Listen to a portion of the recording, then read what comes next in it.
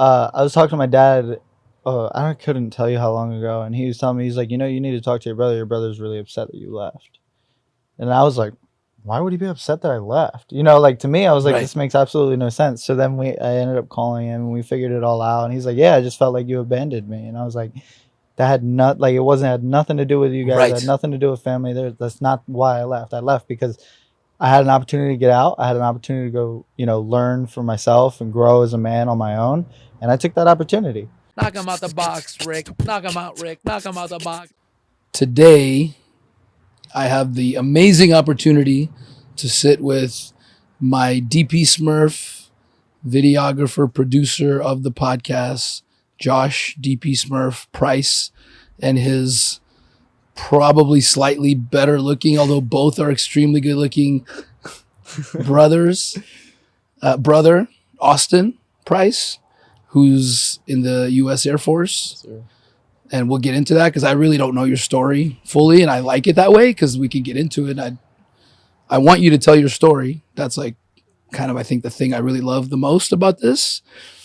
I've talked to Josh, obviously, but together, I think it's going to be like a unique blended story. Plus, to be like just upfront and like transparent, right? Like you guys have been through like a pretty traumatic event with your dad passing, less than 2 weeks ago? Yeah.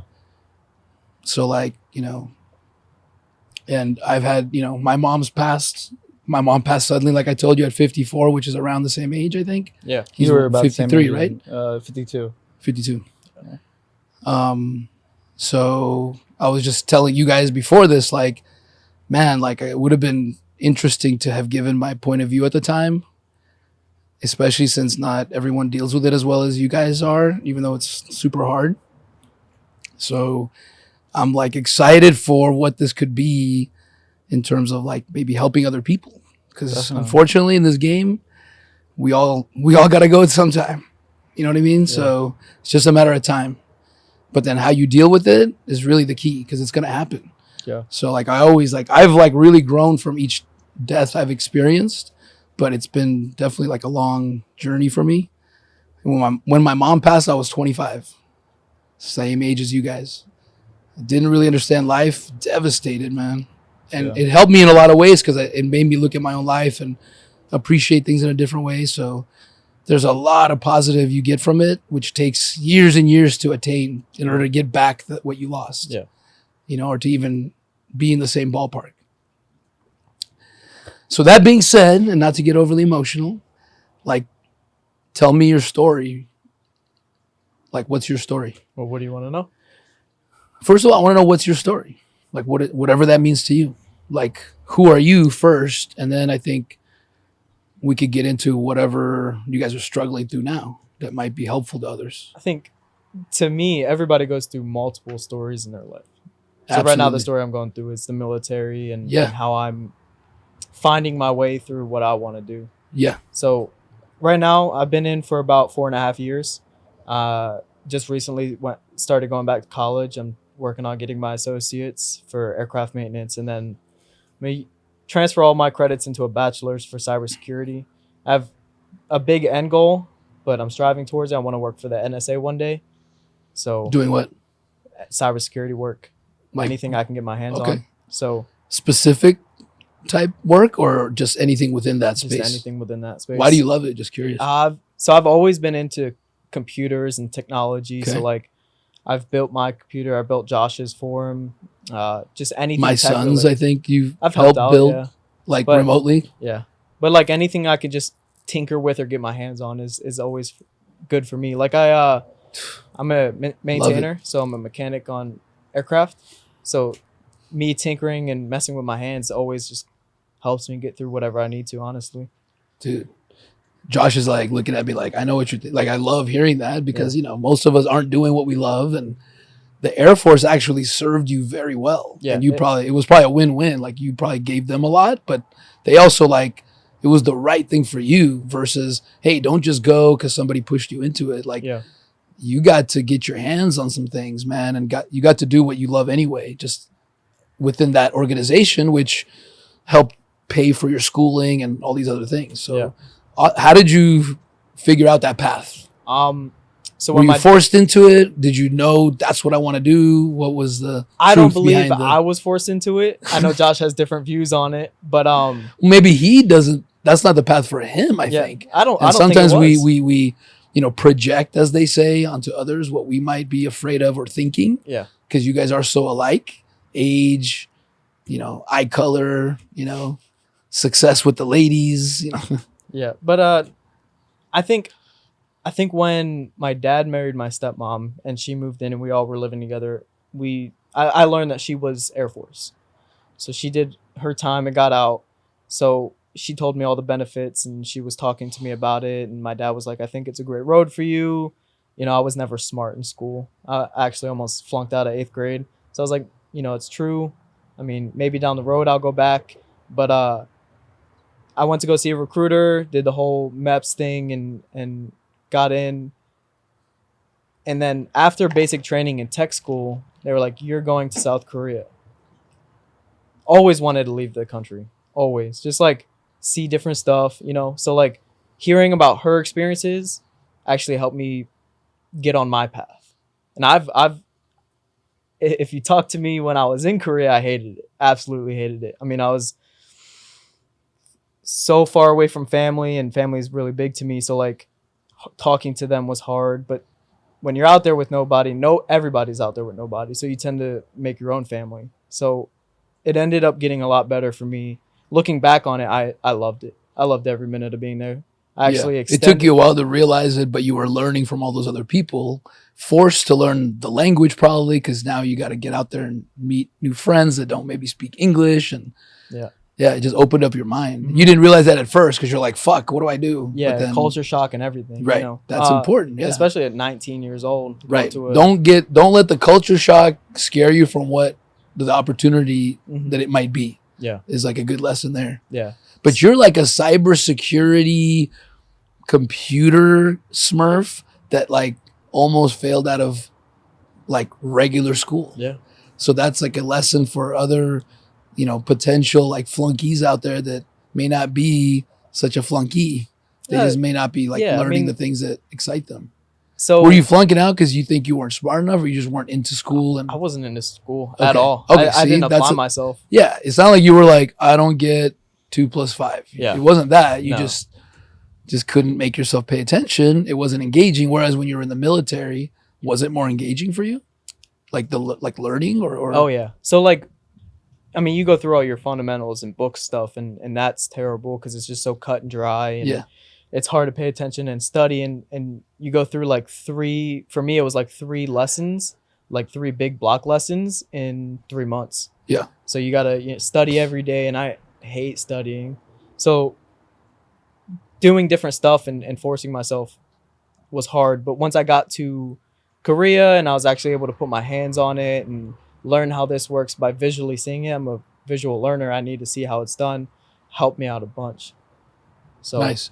So how did you get to that point of going back to that?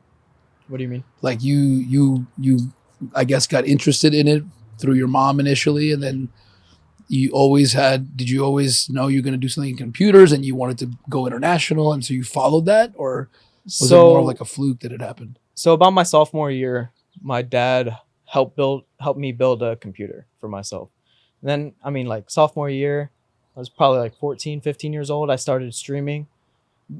I'd say I did decently well for the time it was. How big did you get? I had over 1,000 followers. Okay. And I That's pretty good. made a couple $100s off of it. Nice. But I didn't stick to it. Yeah. And, at the time I want to go, I got my license now. I'm going to go hang out with friends. I'm going to go party and do normal teenage stuff. So if I stuck with it, probably be in a different spot. Yeah. But it wasn't really maybe your passion? Not at the time, no. I mean, it was fun. I met a lot of cool people online, but yeah. But cybersecurity is more exciting for you. Yeah. All right. So that's important. So there's a reason you didn't stick with it is what I'm trying to say. Like, it's okay if you don't stick to something. Don't feel bad. Mm-hmm. That doesn't mean you made a mistake. That just means maybe it was close to your bag, but it wasn't. It was a stepping stone to your bag. Yeah. You know what I mean? Yeah. So, I mean, with knowing what my stepmom went through in the military, I didn't really, I mean, like we talked about it here and there when I was younger, And then when it finally came, I was graduating. I needed to figure out what I was doing. We sat down and we talked about pros and cons of everything and how beneficial it could be and then how it couldn't be. So I didn't think going to college and being in debt, because I didn't come from a wealthy family. So like it wasn't the best idea for me when I could serve 4 or 6 years, get my college paid for, and have degrees right out of the start and learn different trades. So I was like, I just went for it. I just signed up, shipped off to South Korea for 2 years. Wow. How was that? How was that day that you shipped off? It was hard, but it was exciting at the same time. I was ready to see what the world had for me, even though it meant leaving my family behind.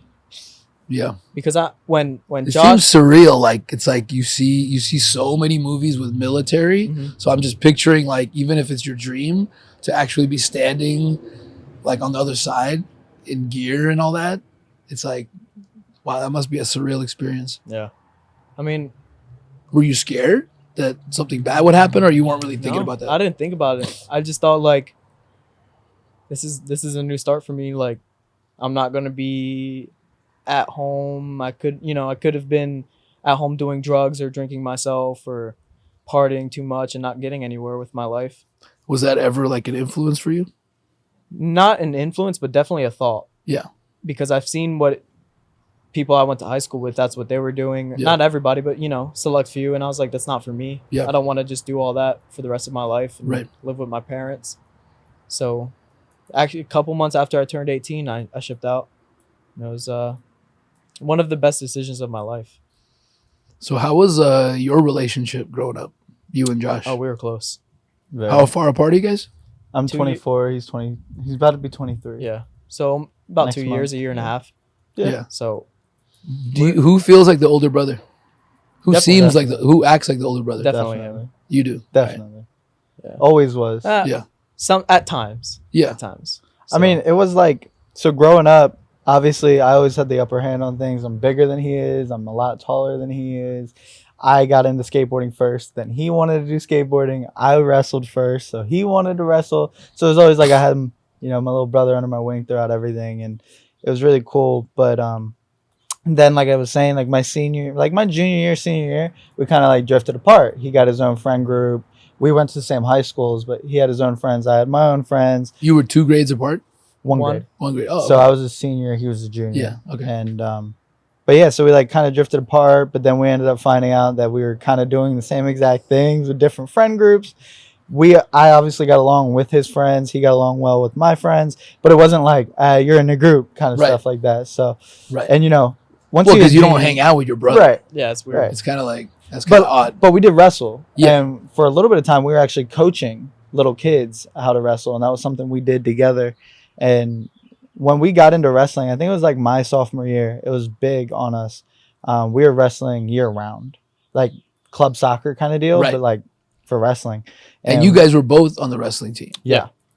It's just we both know who achieved more. Yeah. And that guy will probably say it, I'm sure, Oh, in a second. He won't ever let me live it down. He's still living in senior year. Hey, you still I would- placed. You still placed, just not as high as I did. But You got like a sportsmanship award. or I got something, right? 5th. you placed twice in the state, right? Yeah. I placed twice in the state. Dude, that's But I a got- huge accomplishment that obviously is overshadowed by the state championship. Yeah. Yeah, well, of course, man. I'm a state champ. But if he hadn't won the state championship, dude, fucking placed in the States twice. Wow. What Also an that. accomplishment. But no, it was cool. So like I said, He has the longer arm. So he had that like and I'm taller. unexpected ability to like wrap around somebody. Yeah. Right. You know he what I was, but we were both varsity for 2 years straight, That's cool. What an Um, experience, man. and we wrestled dual team states. And he'll say this all the time because I'm a state champ, but he's got the front page of the newspaper more times than I have. Yeah. For fist fights? No. No, for wrestling. Oh, really? Yeah. Yeah. Why? Just better. He better has the you just upset. look better. He gets Oh, the upsets. upsets. I Yeah. thought it was like just So- he's got a better shot. I think That it was too. his That too. junior year. He one of our dual matches, he wrestled the number 1 seed in the state of Delaware and smoked him, Damn. Yeah. destroyed him. So you were like What we had the microwave. What's his name in basketball? Vinny. Yeah, Vinny, the microwave Yeah, Johnson. Johnson. He would be hot and cold. Got Like it. he can come out and just smoke you one night and put up 40, and then he's like a 10-point a game kind of guy. But you know, Yeah. he's a team player. Right. But when he right, gets hot, right. it's over. Like Yeah. you may lose that day. But so Yeah. yeah, and then You need those guys too. Like if you have two of those guys on your team, on certain nights someone's off, you go, Vinny, the microwave's coming in. Let's see if he's hot. We had 4 of us that were never off. And he would heat up really quick. He would heat up really quick, like a microwave. Yeah, makes Like sense. he just get in the game and then it's instant points. Gotcha. Yeah. But so then my senior year hit, and you know, similar situation. My dad kind of was like, military. So I actually went into the delayed entry program, which you're still in school, you swear in, you go to MEPS, you do the whole 9 yards, and then once you turn 18 and graduate, off to basic training. And before I had the chance to turn 18 and graduate, I was like, yeah, I don't think this is for me. So I asked for discharged, and I got discharged from the military. And then a couple months later, my buddy was telling me that he was moving to Los Angeles, and I was like, well, I've always wanted to be a pro skateboarder. So I moved out here in September whim. of 2015, Yeah. 2 months after I graduated high school. Yeah. And I feel like, you know, we've talked about this before, but there's a little bit of resentment Malice. or animosity towards me Yeah. for doing so. From the And- family? From Well, me, from the but family me. and from my siblings. Interesting. Yeah. Yeah. Because like I said, we were close growing Yeah. up. There was Why is never that? really a disconnect. Why did you feel that? It's okay that you felt it, but Yeah, like, yeah. why? I'm curious. Because he left. So we're the only sons of the family, and he was like the only one I got along with. My younger sister, she had her own friend group. She's doing her own thing, and then our older siblings don't live with us, haven't lived with us. So it was like all I had was him. So until Right. when he just jetted out, I was like, well, now I'm alone. Got This it. is all your fault Right. that I feel like this. You were sad because Yeah. you were afraid you lost something really special. Yeah. You wish you would have hung out in high school more, huh? No. We just don't. We hung out no, a no, lot, dude. Like, even though we had our own friends, but it's like we skateboarded together Yeah. when we had downtime. We were wrestling year round. We wrestled for school. We would drive to school Yeah. every day together, that kind of stuff. So it was like we never didn't. It was like there wasn't really a point where we never saw each other. But it was like I also ended up getting a job before he did, so I was working sometimes. I got friends. I was like, "Oh, there's a party tonight," and he'd be like, "Can I come?" And I'm like, "Nah," like that kind of stuff. Because like I don't want my little brother being around drinking and smoking weed when you're 17 years old. Like I'm 17, Right. so he's like 15, 16. It's like I don't want him around that kind of stuff. Delaware is definitely a black hole. Interesting. So if you don't leave when you have the chance, you're gonna be stuck there forever. Wow. Yeah. You're gonna be popular when you go back. Well, it's like a lot of I our don't talk to a lot of Delaware is a Yeah, black we don't- hole. We don't ladies and talk to a gentlemen. lot of people that we like grew up with anymore. Yeah. Because Yeah. it's like Wow. we've obviously Can we experienced different resurrect kind of lives. Delaware? Is there any hope for Delaware? No. Joe Biden tried. No. Shit, man, I feel bad. Is that the case? There's always hope. You're just saying it's gotten unlikely. worse. There's a lot of heroin. Heroin. Yeah. Yeah. It's Yeah, what is the big. problem? What's the root cause of this black hole that Delaware has become? Well, it's like in your opinion, living there is so cheap. The standard of living's a lot lower. The Is it minimum kinda like a wage is Detroit lot situation right lower. now? It's like what? like a Detroit situation. No, Or it's it's not just- a city though. No, I understand, Okay, but in terms of the environment, I've I never don't been really to know much Detroit, about. So Well, Detroit's like it's crime is out of control. Oh, yeah. there's no jobs. yeah. Housing is like dirt cheap. You can buy like yeah, and last there's I no sales checked, tax for $3,000 in some neighborhoods. You could buy a house. Right. Yeah. Just no one And wants like I to said, live there's no sales tax, so it's like when we go back home, we usually buy stuff because you don't have to pay extra for it. Like here, it's like what 9-10%. Right. Yeah. Back there's zero. So but Wilmington, the only city that is in Delaware, it's like it's like the little brother of Philly. It's the location. It's the second rated city for the crime in America. So you felt like your brother kind of abandoned you in this black hole. Yeah. And that I can understand that. Yeah. By the way, if I can give you some unsolicited advice, because I've seen how, like in my family, my dad and his sister really loved each other, right? But because of pride or whatever, didn't take the opportunities to live in the same place. Like we had opportunities to both live in Boston or LA, and they're like, well, I'm not gonna, and you're not gonna. So they just, and I think they always regretted it, but they never would admit it because of this pride thing. Yeah. And I can see you guys are very synergistic, and it's kind of rare to have a like compatible brotherly relationship, like actual blood brother relationship that is someone that actually is maybe someone in your top 3 that you would hang out with. Like, I'd say that. Like meaning most people have like you could have a brother or sister you love, but you're not necessarily going out hanging out with them Right. or wanting to do business with them or even live nearby necessarily. You just love them and you're happy to visit once a Well, year. it just so happened that So I'm just saying, if the opportunities come, you guys are young. Yeah. Like go with your heart. Obviously, if you really love LA and you really love Delaware, then go to Delaware. But maybe after the military, we'll never live in Delaware again. so maybe after the military, you guys should really like make an effort to at least try to like live nearby, so you can combine forces, combine networks, help each other out with business. Like Yeah, when you're definitely. sick, you bring soup. Like it's a network, man. It's Yeah. it's don't underestimate. And it's so sad that like it happened in my family because it was unnecessary. There wasn't really a good reason. So it's like, wow, it's okay. That was our journey, but it's a lot more robust, man. And don't underestimate that. Yeah.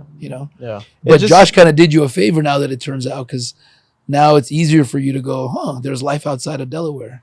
Yeah, and it just so happened like after Korea, he got stationed in Sacramento, which is only 6 hours away from here. So we, and after like about 3 years ago, we ended up talking about his feelings of me moving away and stuff like that, and figured everything out. And I told him, I was like, it had nothing to do with you guys. It was like all internal. It was like I needed to find whatever it was I was searching for, and by moving out, so we ended up just hashing it out and being cool with each other. And then he moved to Sac, and we hang out a lot now. I mean, obviously with the circumstances we've been going through, we've seen each other way more than we have in the past 2 years, but we still do business together. He came down, hung out with me for a week, like I was telling you about a couple weeks ago. Yeah. Helped me build my computer. I bought my car off of him, and we talk to each other a lot more now than we did when I first moved away. Yeah. Definitely. Granted, I lived in Sacramento for a year before he ever came to see me, but we'll let that one slide. Yeah. You were living in Sacramento for a year before you came to see me. But who's been where more now? Whenever possible, I've learned to throw pride aside, man. Oh yeah. Even when it like I had a big argument with my dad actually, like a week and a half ago, where he again decided not to talk to me. That's just how he handles it. I don't Right. take it personally anymore. And I was gonna probably just do the same thing and take it because it's hard. We butt heads. He's very strong minded, but part of that is me allowing myself to get dragged in. So I went and visited him right away, and it was like awesome. He wanted me to. He just wouldn't say it. And I'm just like, as I get older and older, like I hold on to that like very like infrequently and for a very short time. Like even if somebody offends me, it doesn't mean I'm gonna allow people to be in my life if they're not good for me. Of course. But it depends. If you look at the intention and don't hold pride, like obviously Josh loves you, you love Josh, so it's like those pride things, you just gotta like talk it out. Yeah, definitely. And that's why I even asked him, because like I was talking to my dad, I couldn't tell you how long ago, and he was telling me, he's like, you need to talk to your brother. Your brother's really upset that you left. And I was like, why would he be upset that I left? Like to me, I was like, Right. This makes absolutely no sense. So then I ended up calling him, and we figured it all out. And he's like, yeah, I just felt like you abandoned me. And I was like, that had had nothing to do with you guys. Right. It had nothing to do with family. That's not why I left. I left because I had an opportunity to get out. I had an opportunity to go, learn for myself and grow as a man on my own. And I took that opportunity, Right. Dude, that just saying that little soundbite of you guys able to talk like emotionally intelligent men, which I didn't know how to do that in my 20s, I'll be honest, till probably my like late 30s, honestly. And not to pick on my dad, but that's partly why he has such strain, because he's passionate and loyal, and so he lets his feelings get hurt very easily, but he shuts down and says, I don't need you, because he's afraid to get hurt. So he'd rather just hurt you and put his porcupine thorns out and just go, fuck you, fuck everybody. I don't need anyone. Yeah. But really he does, Yeah. you know, and I'm realizing that like I just end up becoming the bridge for him there. But still I have my boundaries of what Of course. I'm going to put up with and not in my life. Yeah. But you guys able to like, that could have caused in many beautiful, loving relationships a 5-year break Yeah. of like, fuck him, no, fuck him. I can't believe he didn't call me. Because people don't, because when you start talking about it, it's 95% miscommunication. Yeah. Oh, absolutely. 95%. Well, I thought you just didn't care about me. No, dude, not at all. I'm scared to go and I miss you. Really? And it's like a totally Yeah. different story than you put in your own head. Yeah. Because we get our feelings hurt and then we tell ourselves a story. But 95% of the time you're off because you don't really know what's going on in that other person's head. Yeah. Right. It's just we don't want to get hurt. So we just shut down in case the person really doesn't want us. Yeah. Yeah. And we go, well, fuck you then. I'm going to pretend like I don't give a fuck. Right. Yeah. I don't need course. you. When really we're like, I love you. I need you. Where are you? Yeah. And I that's don't want to like not talk to you, but I'll pretend I don't. Yeah. That's the truth, man. Yeah, you're not And wrong. I think it's because of the amount of shit we went through Yeah. when we were younger to even now. I mean, like a week and a half ago, our dad passed, and like it's definitely brought us closer, but we were already getting closer before he passed. So like Yeah. the amount of shit we went through together helped bridge that gap from miscommunication. Dude. Josh knows one of my favorite things in life is to turn the inevitable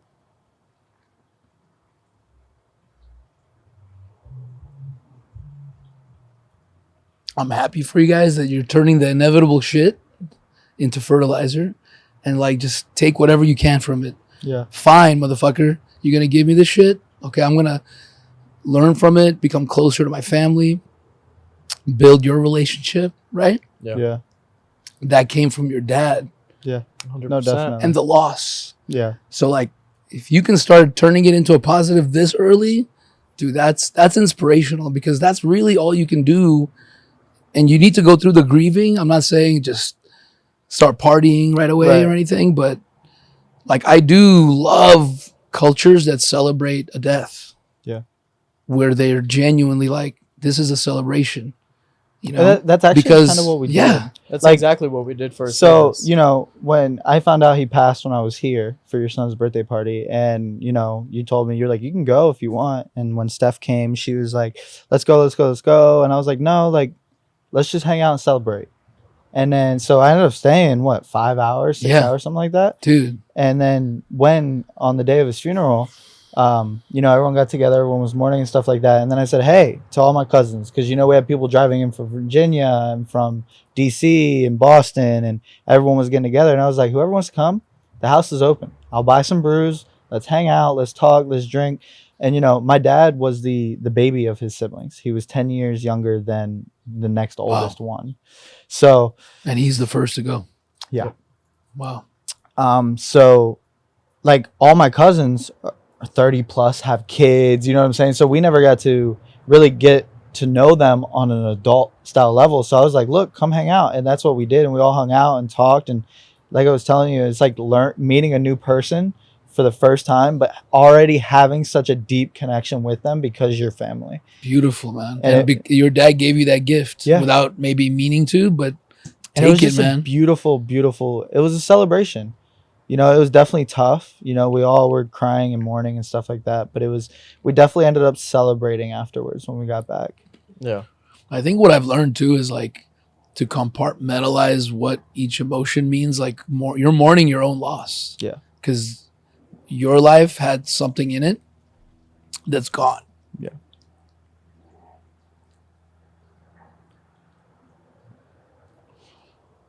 And it's final, but you're feeling sorry for yourself. I'm just thinking about my mom, you guys, how it must feel, right? But really, there's a whole other side to it.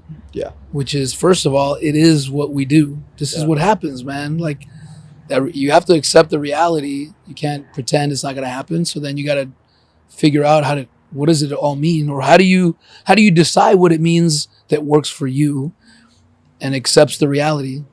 Yeah. And that is that to look at like the celebration of their life, what they did, right? And then get lessons or opportunities out of that loss, because Yeah. you don't really know what the meaning behind it really is. So I like to be open. Like when I go to a funeral, first of all, I get to see people I never saw, even if it's not someone I'm close to. And two, that person that passed is giving me a gift of the reminder that you can go at any time. Yeah. So live to the fullest, enjoy like the fact that you stayed, that it happened on Ben's 18th birthday, the day Ben became a man. This happened, right? Right at 2:00 when his party started. He got the call. And the fact that you like stayed and were able to like, I feel, to me, it's like respect for your dad's death, that you're going to take advantage of this moment, this experience. You know what I mean? It's not like you weren't thinking about him. Oh, of course. So that was like really cool, man. Inspirational. Because Yeah. there's no one way to handle it. No. And then you got to go through those periods where you're by yourself and you just like feel whatever it is. The drive Cry. home definitely hit me. Yeah. I will say that, because I was alone, you know what I'm saying? But being here and celebrating and being with people that, obviously cared about me and how I felt it was the perfect place to be. It was unfortunate. Absolutely. It sucked a tremendous amount, but it was definitely a better place to be than, say, my brother, who was just in his apartment by himself. Right.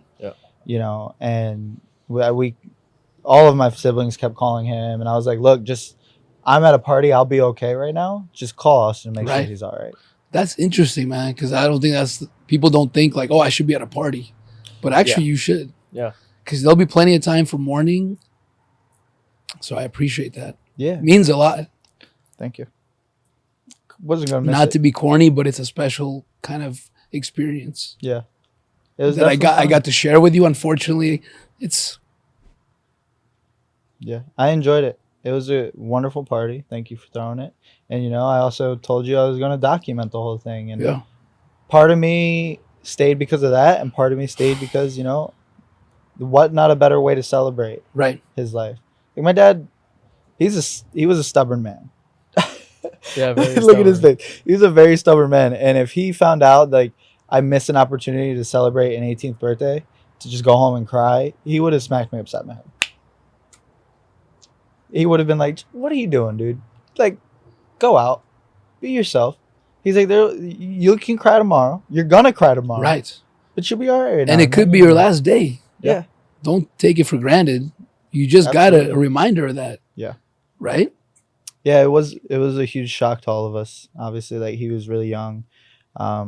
His mom had passed less than a year ago when he had passed, and so it was a huge shock to all of us. But like I was telling you, when you kept pushing for me to go home when he was in the hospital, it's like something didn't feel right between us, and we communicated it numerous times, and we were like, you know what, screw it, we're just going home.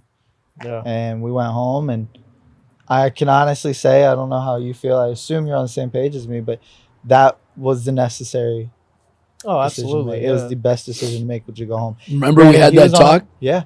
Granted, he was on a ventilator. He didn't get to see us or anything like that, but it was probably the best choice for us to go back. Dude, I felt it from you just talking about it. And I'm glad it worked out that way, because remember we talked about how maybe it isn't the better choice. Who doesn't matter. Yeah. Still go with your gut and then let the chips fall where they may. Yeah. Yeah. And I think the reason I pushed you and I told you this was I've just seen that happen so many times in my life where I didn't. Yeah. And I regretted it. Yeah, I really appreciate that talk we had that day. It completely turned my perspective around on the entire situation. Because, like I was telling you, my dad was like, no, don't come. I'll be Yeah. all right. I'll see you when I get out of the hospital. But just like something deep down in our gut was just like, you need to go back. And, you tell me all the time, if your gut's 60% right, aren't you going to take that 60% over the other 40? Right. At any time. And I was like, screw it. No matter the cost of the plane tickets. And then we bought the plane tickets, flew out the very next day. Yep. What an investment. Remember? Yeah. That's the other thing, man. Nothing costs anything. Yeah. It's the investment. You want to make that investment? And sometimes an investment isn't just buying stock or crypto. Yeah. And that was the first time all of our siblings were under the exact same roof in the last 6 years. Yeah. So, just having that was just moving in its own. So is definitely worth every penny, and the money didn't matter to us. I'm a little embarrassed with my tears, but oh well. Don't be. Just We're- being honest. We're like our I'm not father. like comfortable crying that comfortable. Just so you we're know. like our father, man. But I cry a lot. We It's don't okay. cry. It's a beautiful story. That's why. My dad's always said, unless you're in physical pain, there ain't no reason to cry. Same with He's my like, dad. is your dude. leg broken? Are you bleeding? And we're I've like, seen "No." my dad He's cry like, why are you like crying? once Yeah. or twice when it like a horrible like my mom passed Yeah. like out of nowhere. Yeah, I've never seen my dad cry.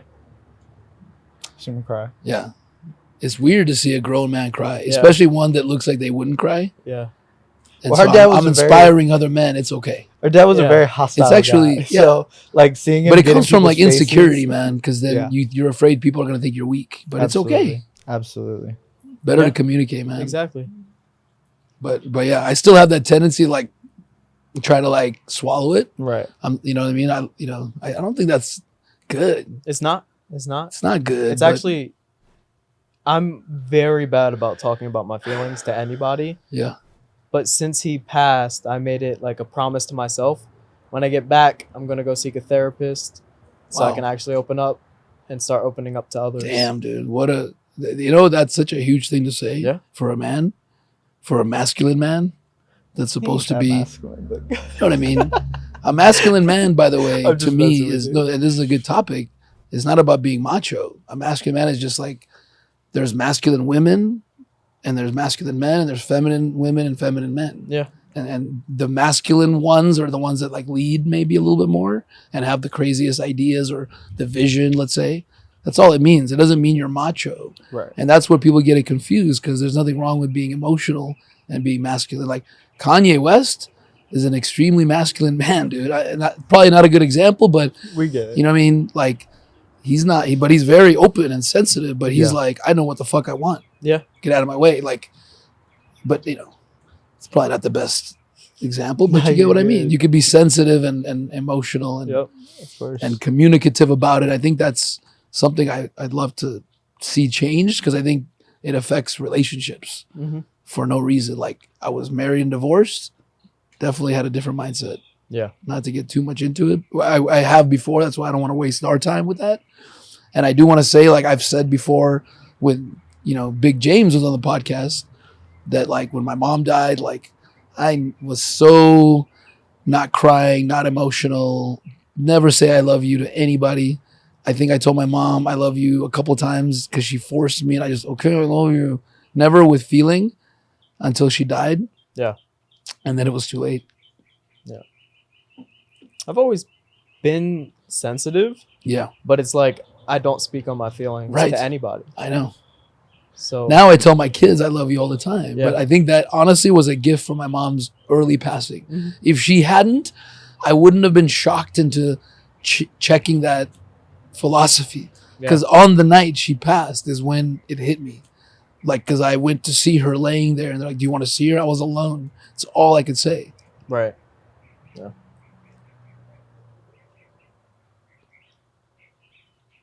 There's another gift your dad gave you, man. Yeah. You don't have to be there yet. Because I've gone to therapy, man. Like, when I was getting divorced, I'm like, shit, I'm not handling some of this shit right.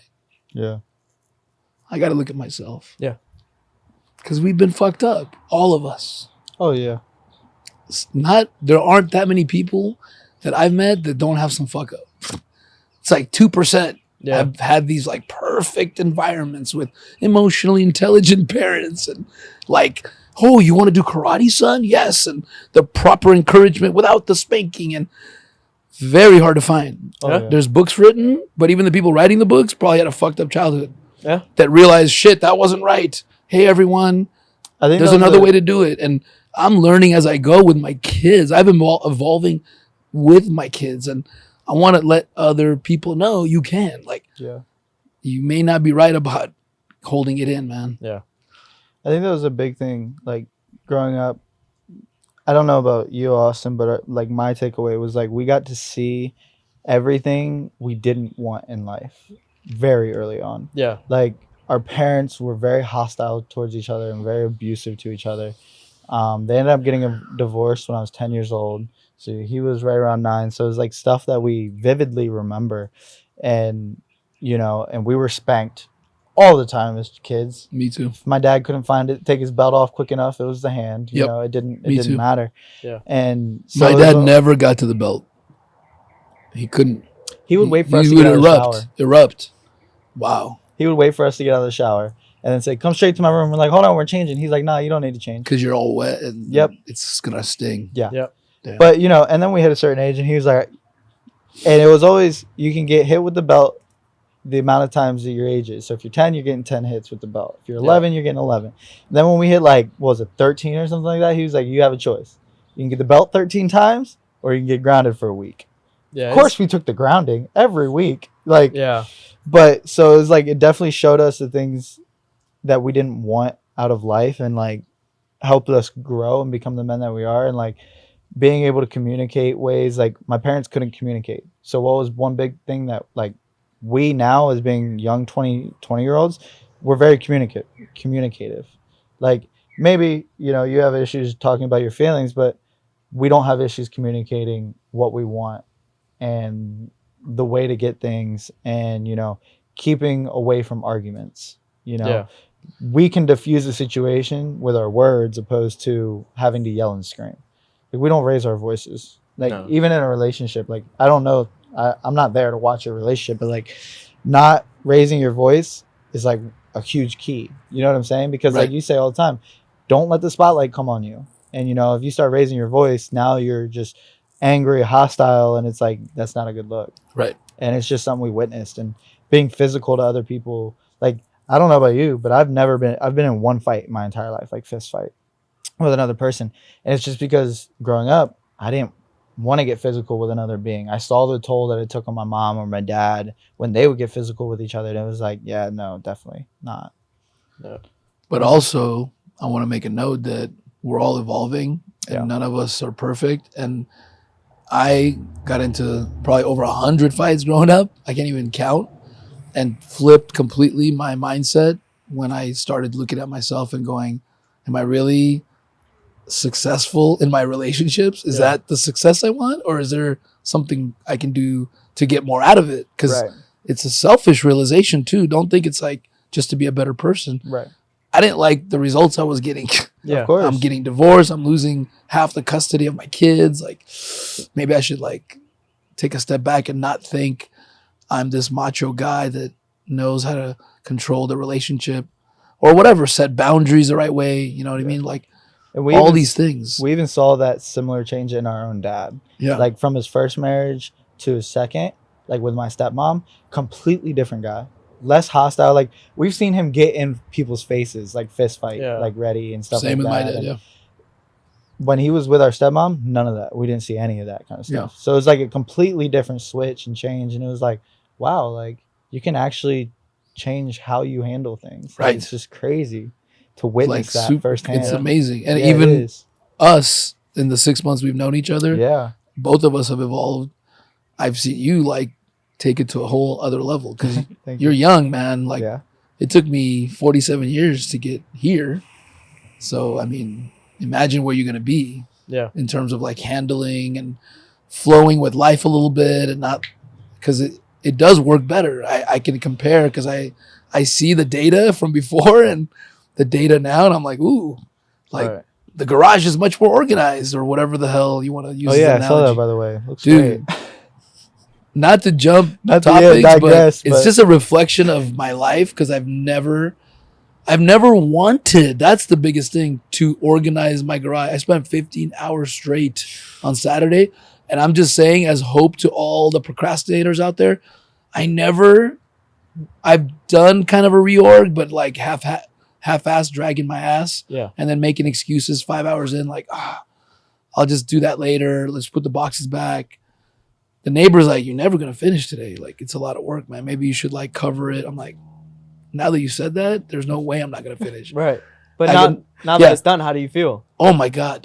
Exactly. And we built shelves. So Yeah. it's it's not a perfect garage, mind you. I'm not talking eat off the floor, laminate polished floor. No, I'm just saying it's organized. Yeah. There's room for more boxes, and they're all in clear plastic labeled containers. I donated or got rid of anything that I didn't love, and if it was like a memorabilia item, okay, let's display that shit.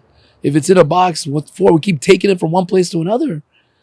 But the point is, it's not about the garage. It's like, I'm like, oh shit, is this the beginning of me finally decluttering my shit, which allows me as a person to like move quicker? Yeah. Right.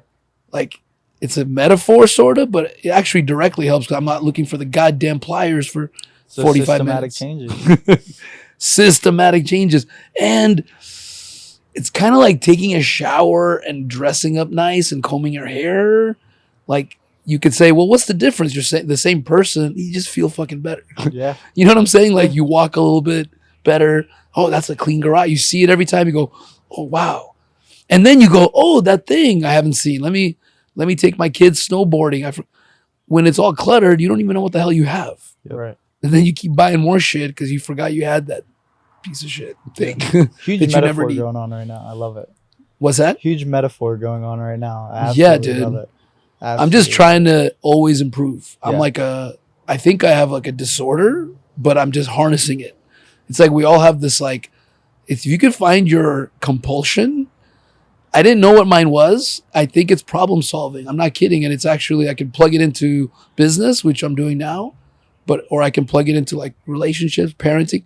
I've problem solved my way through also seeing some really good therapists that I'm like, oh shit, I never thought of that. It wasn't like I was mentally ill. Just admit that maybe I didn't have the right like teacher at the chalkboard growing up, Yeah. Right. showing me how to yell at each other and not talk to each other for a month.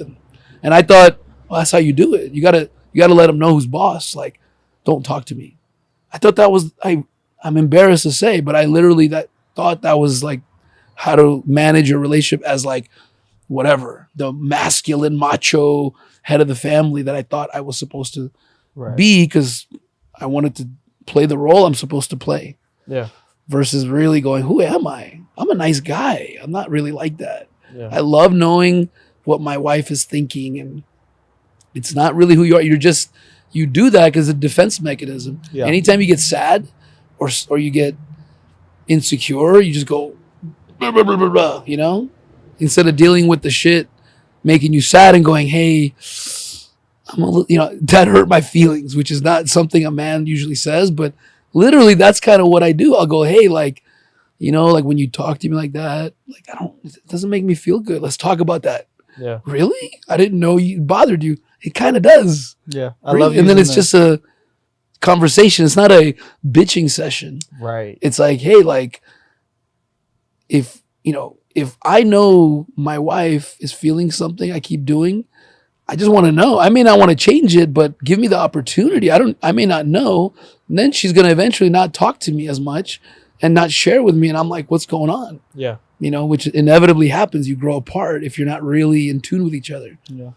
So, Yeah, I definitely like using I feel statements when you're in like a disagreement. take or something responsibility like that. for that shit, right? Yeah, because then it provokes a conversation opposed to a screaming match. Like if you're calling somebody out on something that they did, they're gonna get defensive every Right. time. And instead you can say, hey, I feel like this because of this.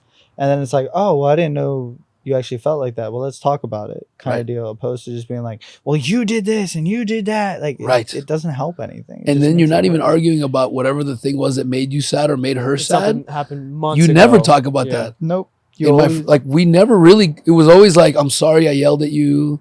Okay. Well, yeah, I shouldn't talk to you that way. The conversation was about how I handled it or she handled it versus like, well, what was the thing that got you annoyed? What were you thinking? yeah, because then you go on, let's say an hour later, and you're like, what are we even arguing about Right. right now? Like, it But makes it's no really a sense. lack of like communication skills. Yeah. It turns out Absolutely. if one or both lack communication skills, which is typically what that is the truth. I think a lot of times in relationships, that's the problem. Yeah. Because if they had good communication skills, they wouldn't be together if they weren't a good fit. It doesn't mean you have to stay together, by the way. It doesn't mean if you have good communication skills, you are guaranteed to be together. No, you're just guaranteed. You have more likelihood of being happy because you're either going to grow together and go, oh, me and Tanya have grown for 10 and a half years nonstop. yeah. Yeah. we're different people like every year almost because you're reading books and we're sharing ideas. And luckily, we're like kind of have the same vision of life and what's important. So we kind of like keep moving together, although we're separate organisms and a little bit different. And, you know, the communication just keeps us happy. Now, one day we might grow apart where she's just not happy with what I have to offer. And honestly, I'm not expecting that to not happen. Yeah. It's just that the longer we're together, it seems like it's getting stronger, honestly. Because now you got the time behind it, plus we know how to live together and we're super connected. So it turns into like physical attraction. Not to change subjects, but I learned something. And this is, I'm going to give you such a gift because I was a skeptic. Long-term physical attraction is so elusive to me whatever. I'm not judging other men, but for me, that's very elusive. Like, you know what I'm saying? Like, I have to really be connected to somebody to want them in that way for for even 3 months. Like, let's say you're dating, you like someone, but then like after a month, you start getting annoyed with each other or whatever it is. And I thought like, well, maybe that's just how it is. And you just have to let that go. It's not. Because me and Tanya going through the hard times and getting through them by like talking and growing and admiring each other, because we also are aligned and admirate. Like, she admires the craziness I bring to the table with my crazy ideas, and I'm a good dad, I'm a problem solver, and I help her feel confident maybe. And she's like this amazingly organized genius person, and I admire her, she admires me. If you have that plus communication and initial probably pheromone attraction, I think, because you can't force being attracted, but that's in the beginning. If you don't got that in the beginning, then just move on. That's a given, right? You're like, oh, I'm into you. But what happens 6 months later when you're irritated with each other and yelling it? I don't really feel like connecting with you. I went through that. Yeah. I did. But when you're connected intimately, intimate means you know each other on an intimate level, meaning like, wow, I love how you think. And spending that time with each other to like talk and how was your day? Whatever that is for you. Right. Dude, I'm just saying you can have 10 and a half years later, hot sex. Not to like openly talk about my personal life or Tanya's, but it's a beautiful thing, dude.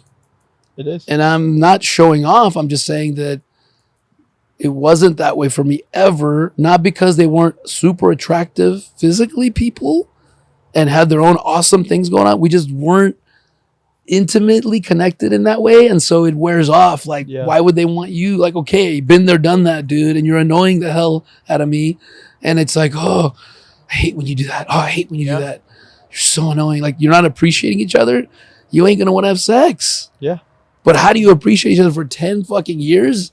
You got to be like really able to communicate, man. Oh yeah. Otherwise, you're just hating each other, and you got to have fucking tough talks like, you want what? Or you want to go out? Well, what about me? Or we're like, you have to be willing to like risk even losing each other sometimes and being open about what's bothering you.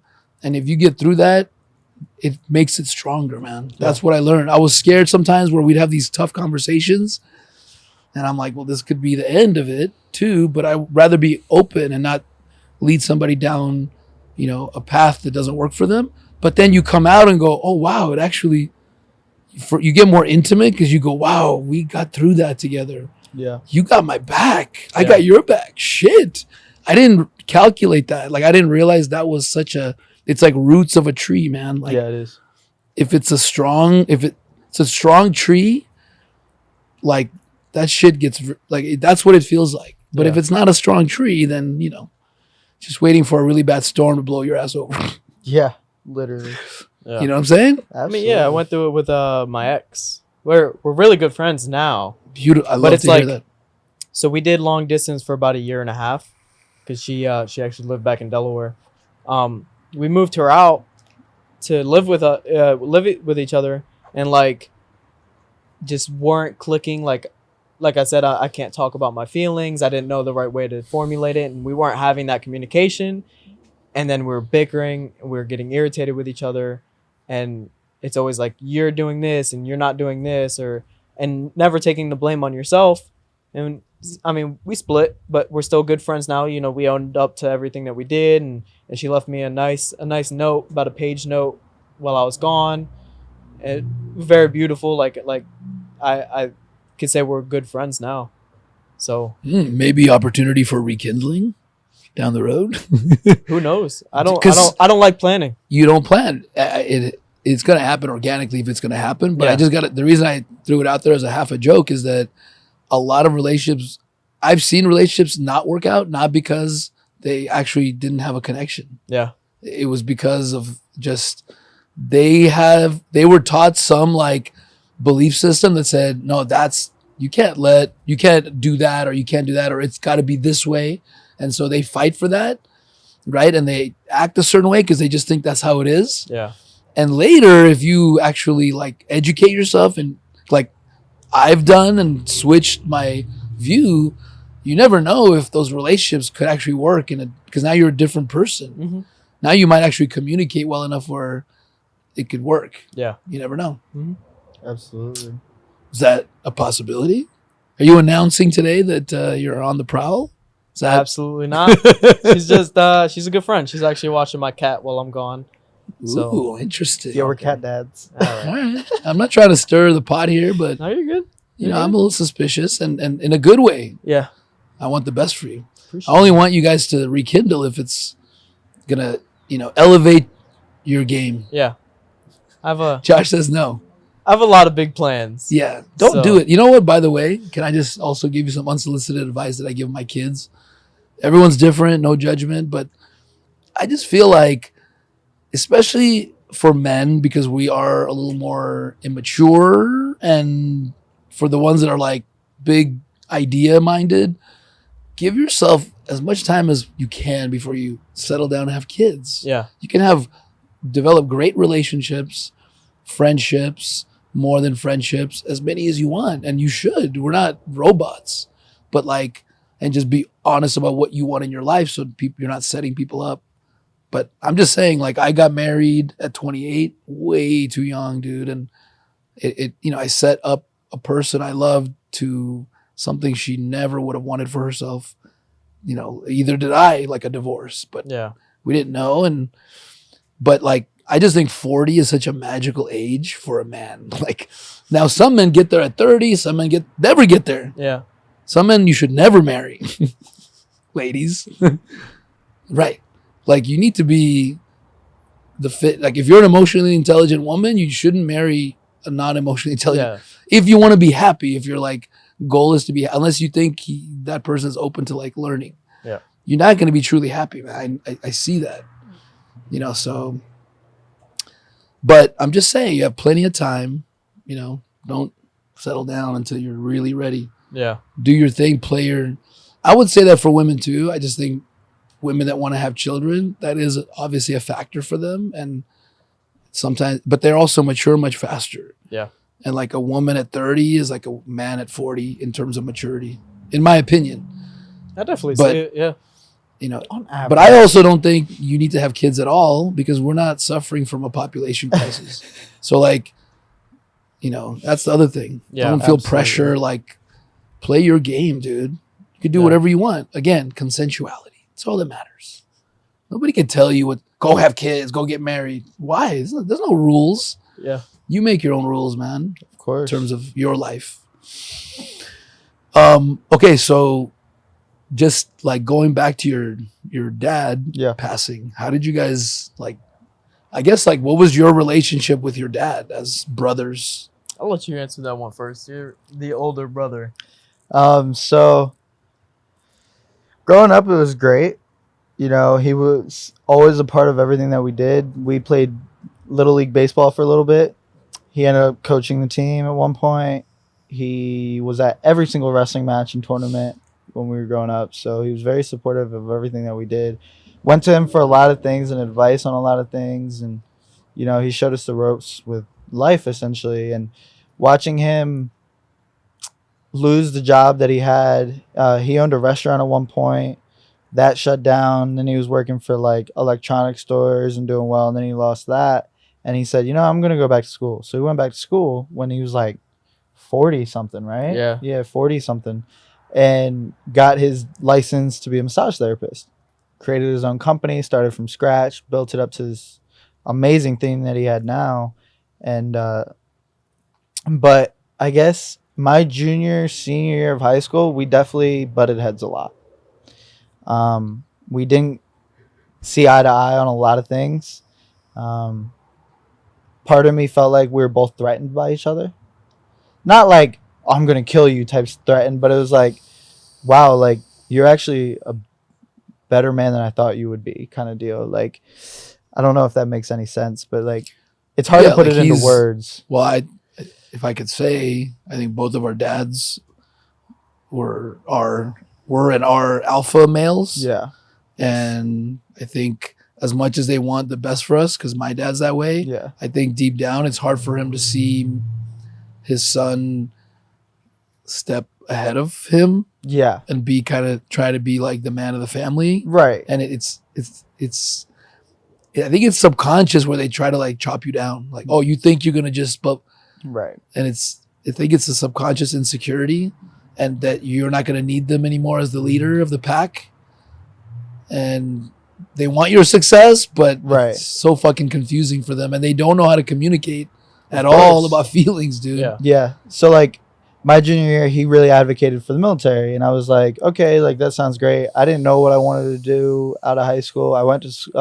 We went to a technical high school back in Delaware, so like 2 classes out of the day from our sophomore year to our senior year, and we only had 4 classes a day, would be learning a trade. So I went and I was learning architecture and engineering, and I was like, oh, I really like architecture, like I could do this. And I've told you this before, I've like designed skate parks and playhouses and stuff that was actually built. So it was like really cool to see like a design on paper be transmitted into a computer, created in a computer, and then be a realistic thing that you can physically touch. Like it was really unique. That's a game shifter. Yeah. So then you're like, oh, anything's possible. Right. You have to think it up and yeah, of course. Execute. And I've always been a creative person. So like designing houses, like we would have projects to do in school. I would do the project and then I'd have like 2 hours of downtime. So I'd just create random houses from scratch, from my head and from my mind. And so I've always been a creative guy, and he pushed for me to go in the military. And I was like, all right, cool. Like, I don't really know what I want to do. So maybe I'll just go to the military. I'll go to school while I'm in the military. And then I ended up like getting assigned a job I didn't really want in the military. And that's when I asked to be discharged. And he was like, you're making a huge mistake, da, da, da. And then my entire senior year, because I got discharged my junior year, he was like, we definitely butted heads even more, because at this point I was like becoming way more independent, way more on my own. Didn't really see like what he wanted being the best interest for my life. So I ended up moving out for a couple of months in my senior year. I lived on my buddy's floor in his bedroom. Then I graduated and I moved in with my mom because, like I said, my parents split when I was young, and I lived with my mom. And then I told you my buddy told me he was moving to Los Angeles for music school. And I was like, well, this is an opportunity. He needs a roommate. I don't know what I'm doing. I want to experience the world. I know this LA is like the skateboarding capital of the world. Like, let me go. Like, I was pretty good at skateboarding. Let me go and just see what happens. So I had bought a plane ticket without telling any of my family members on my own. I bought a plane ticket 2 weeks, and I bought it like 2 months out. And 2 weeks before my flight, I told everyone, I was like, I'm moving to LA. They're like, no, you're not. I was like, I'm leaving in 2 weeks, like straight up. I have my plane ticket. I'm going. And I remember telling my dad, and he was like, you're not going to LA. And I was like, look, I already got my plane ticket. Like, I'm leaving in 2 weeks. You can either take me to the airport or you can't. You can say bye now. And we ended up getting like in each other's faces and stuff like that. And did you have to implement any of your wrestling moves? No, words are much stronger than physical action. So I was sitting on his bed in his bedroom, and we were having this discussion, and it started to get heated. And he was like, look, you're not going. And I was like, yes, I am. Like, straight up. Like, you can't change my mind. I'm 18 years old. I already have the plane ticket. I have a place to live. Like, I'm going. And he said, I give you 6 months. He said, you'll be out there for 6 months, and then I will buy you your plane ticket home. And I was like, all right, cool. And I don't remember how it came up, but at one point he got really angry, and I said some really messed up stuff to him. And he was like, Josh, you need to chill out. You've never been hit by your dad before. And I stood up off his bed and I looked him dead in his eyes and I was like, you ain't ever been hit by your son before. And I walked out of his room. And that was the last of that conversation. He called me a couple days later and said, I'll take you to the airport. So I guess that was like a big game changer on like, I'm this independent, mature young man now. Like, you know, you talk to Cody all the time and tell people like, we feel like we're men. Yes. At a young age. Even at 15, man. Yeah, that's what I'm saying. And so I was like, I'm this grown man now. I'm 18 years old. I bought my plane ticket on my own. I'm leaving. And so we had a really rough relationship because we didn't hash out those feelings then and there. So when I moved, we didn't like each other for like a whole 2 months or 2 years. And, you know, like I said, he gave me 6 months. 6 months turned into a year turned into two turned into 3. And he called me one day and he's like, hey, I think I'm going to come out to LA. And I was like, what do you want to come out to LA for? He's like, I want to see you. And Did you talk to him throughout this period? Or not really? Or he just didn't? 3 times every 6 months. So 6 times a year, maybe. And what were the conversations? Just, positive? Hey, or how are you doing? Okay. Generally positive. Do you need me to buy your plane ticket? So like, it was when really, he would say that, I was really angry. Poking you to go, you ready to come home? You ready to say uncle? And you're like, he's like, what are you doing? Like, are you living? Are you surviving? Right, are you alive? Pushing towards your goals? Like, what are you doing? Do you have goals? And I would get frustrated. Like, right, you're doubting me at this point. Right, you doing drugs? What are you doing? Right. So, he was like, I just want to come out there for a little bit. And I was like, you can come out for 48 hours on the phone. He said, that's it? I said, yep. I said, you can't stay with me. He's like, all right. And I was like, wait, seriously? He's like, yep. I'll come out 48 hours. I'll book a hotel. And I was like, all right. He said, I'll see you on this day. He rented a car. He came out. He came straight to my house. We went and we got lunch. We talked about a lot of things. And in that 48 hours, I think the only time we didn't see each other was like right up to when you went to sleep and woke up. Like I would stay at the hotel with him, or he would be over first thing in the morning, and we hashed everything out. We had a wonderful, wonderful time. And from there on, we had probably the best relationship ever.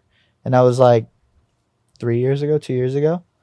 And so we definitely hashed things out, and it was great. And, you know, watching him become a small business owner and I started becoming a small business owner, it was like really cool. And like, I would go to him about all the questions that I had, like, hey, how'd you market? Like, how'd you do this? How'd you do that? I know taxes is a pain. How do you do this? He's like, don't do this. This is what I did. It was wrong. Don't do that. Like, and obviously you take all advice with a grain of salt. Like, you can't, just because it didn't work for you doesn't mean it's not going to work for me.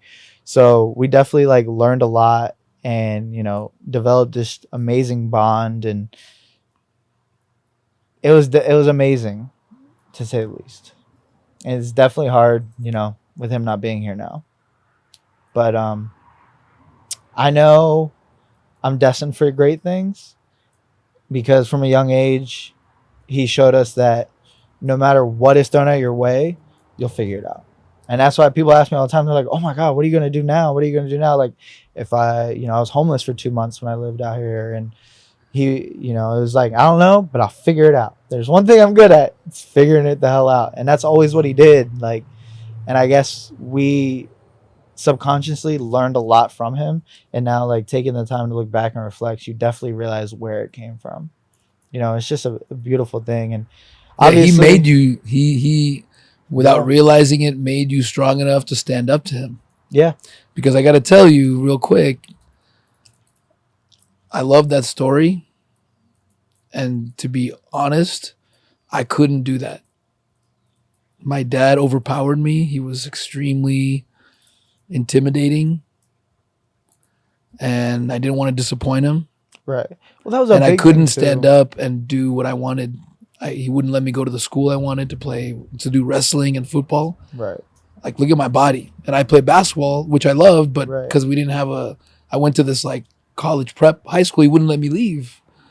You know, and that kind of, he said, you can leave, but you can't live in this home. Yeah. And I didn't say, all right then. Right. My mom signed the paperwork. I didn't have the, let's call it balls, but I don't blame myself. You know, I'm Of course. 15 years old. My dad's saying, you can move out. I live in this bubble of 2 parents, and I don't want, and what if he really disowns me? I didn't understand that really He was just scared that I would fall into the wrong crowd and Yeah. blah blah blah. And that's what the big I'm going to one this was. college prep class school, and then for college, same thing, man. I followed kind of his Yeah. push. Wasn't able to say I'm just gonna go figure out my life on my own because that's Yeah. scary. I lived at home. He talked me into living at home, commuting to Cal State Fullerton. Why would you not save money? And they gave me Right. freedom Yeah. to like come home whenever I wanted and all that. So, but I realized that was him controlling. Yeah. No offense, pops, But like even because when you're insecure, and that's okay, right? Yeah. I'm also saying this for the benefit of my children that already know this by now, even at a young age. Take Cody, for instance. He knows I'm encouraging him to stand up to me. I've even told him at a young age, like, there's going to be times I'm not going to be happy. I'm going to get frustrated with you. Hold your ground. If you believe in it, hold your ground. Yeah. Don't let me. It's your game, baby, not mine. Yeah. I may not like it. Your game. Yeah. I may try to give you guidance. If you can hear me out, great. But I'm very conscious of that because of what I went through. And I have that tendency to smother somebody I care about with advice, as you know. Yeah. And I like, man, right now he's 16. I think we have like the best 47-year-old father, 16-year-old son relationship I've ever seen. It's amazing. Even though it's not like, hey, Pops, it's like he's his own fucking man. Yeah. I'm like, dude, as long as you're getting the grades, which he is, helping, like, this isn't a hotel, so Of course. I'm not going to be like just serving your ass. Do the dishes if I ask you, Boa, as a tenant. Right. And I'm going to guide you because I still want to help you. I have good advice. Yeah. But, dude, I let him stay out late. I already got him ready, Yeah. you know? And like I told you, my one rule for him at this point is just don't die. Right. He already knows he doesn't want to get anybody pregnant. Yeah. We've talked about, he's like, Dad, I want to do basketball. I want to do, I've seen you, Dad, with a two-year-old. No, thank you. Yeah. Like, he's already thinking for himself in a smart way. I don't really have to worry. The only thing I go is like, hey, when you go around those curves, if there's like rocks there, you could go off the edge. So don't die. Yeah. Right? Oh, shit, course. you're right. And he Yeah. listens because I don't hardly ever, I try to really back away. Yeah. And it's hard, man. It You is. know, so but not all, this is for those kids that don't have that luxury like I didn't, Right. that are going to miss the boat. They're going to miss the train, man.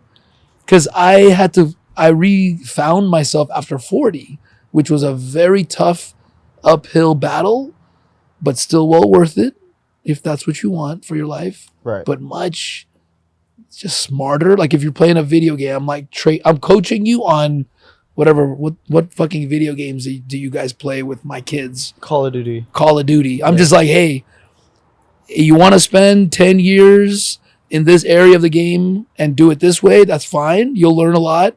I'm just saying, if your goal is to have the most fun in Call of Duty, get the most kills, Yeah. and be the most well-ranked, hey, do the tactic that you like doing, right? Don't go hide and be a sniper if that's not your thing, whatever. Yeah.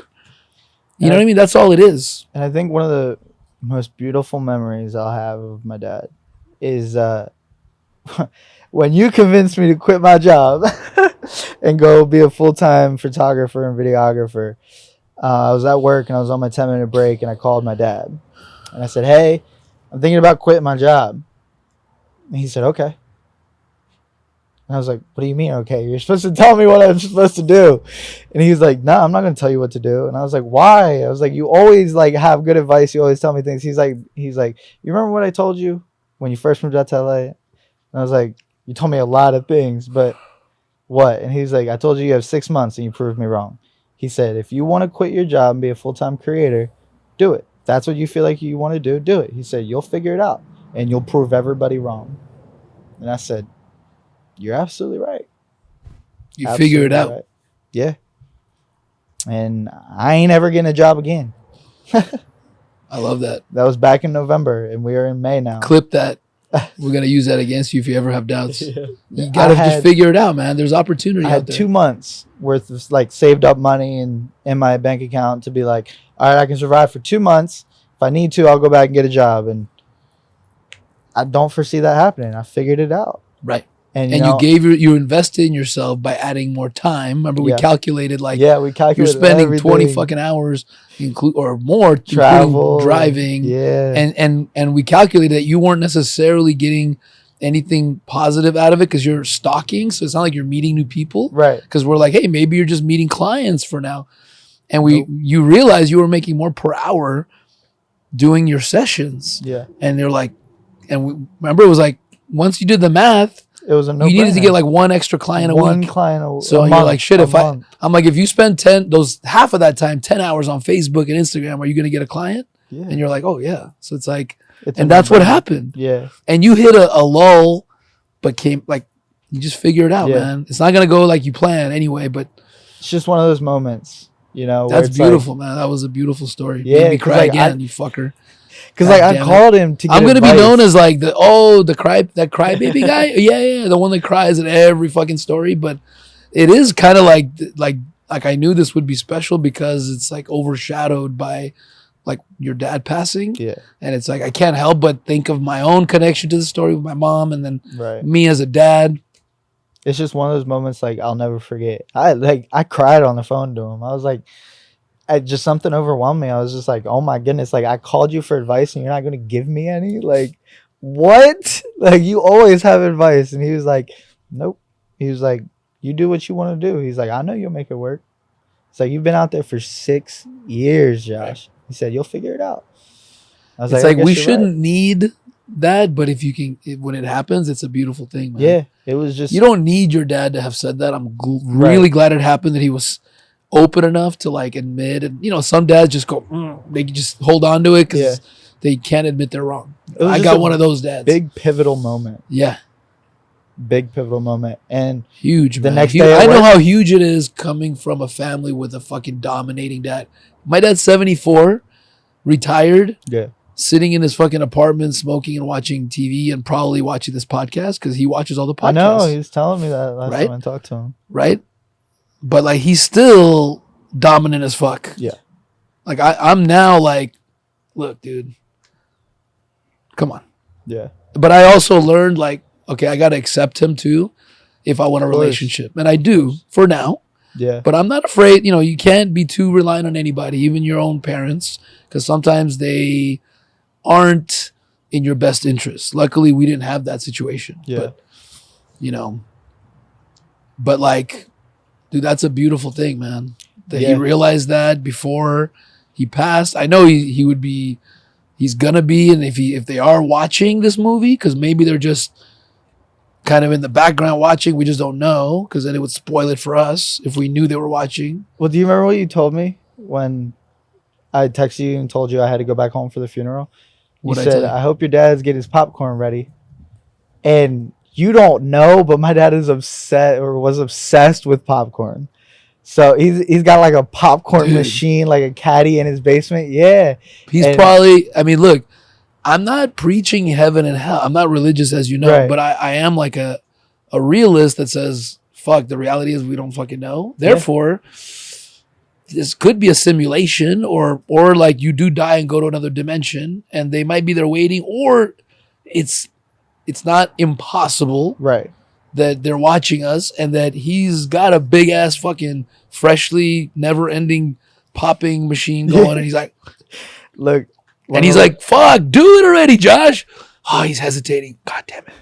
Let's go, man. Like, one of the I love thinking that way because it kind of motivates you to like, not to jump off a cliff, but like to jump off like, the like metaphorical cliff of like, should I become a photographer? Like,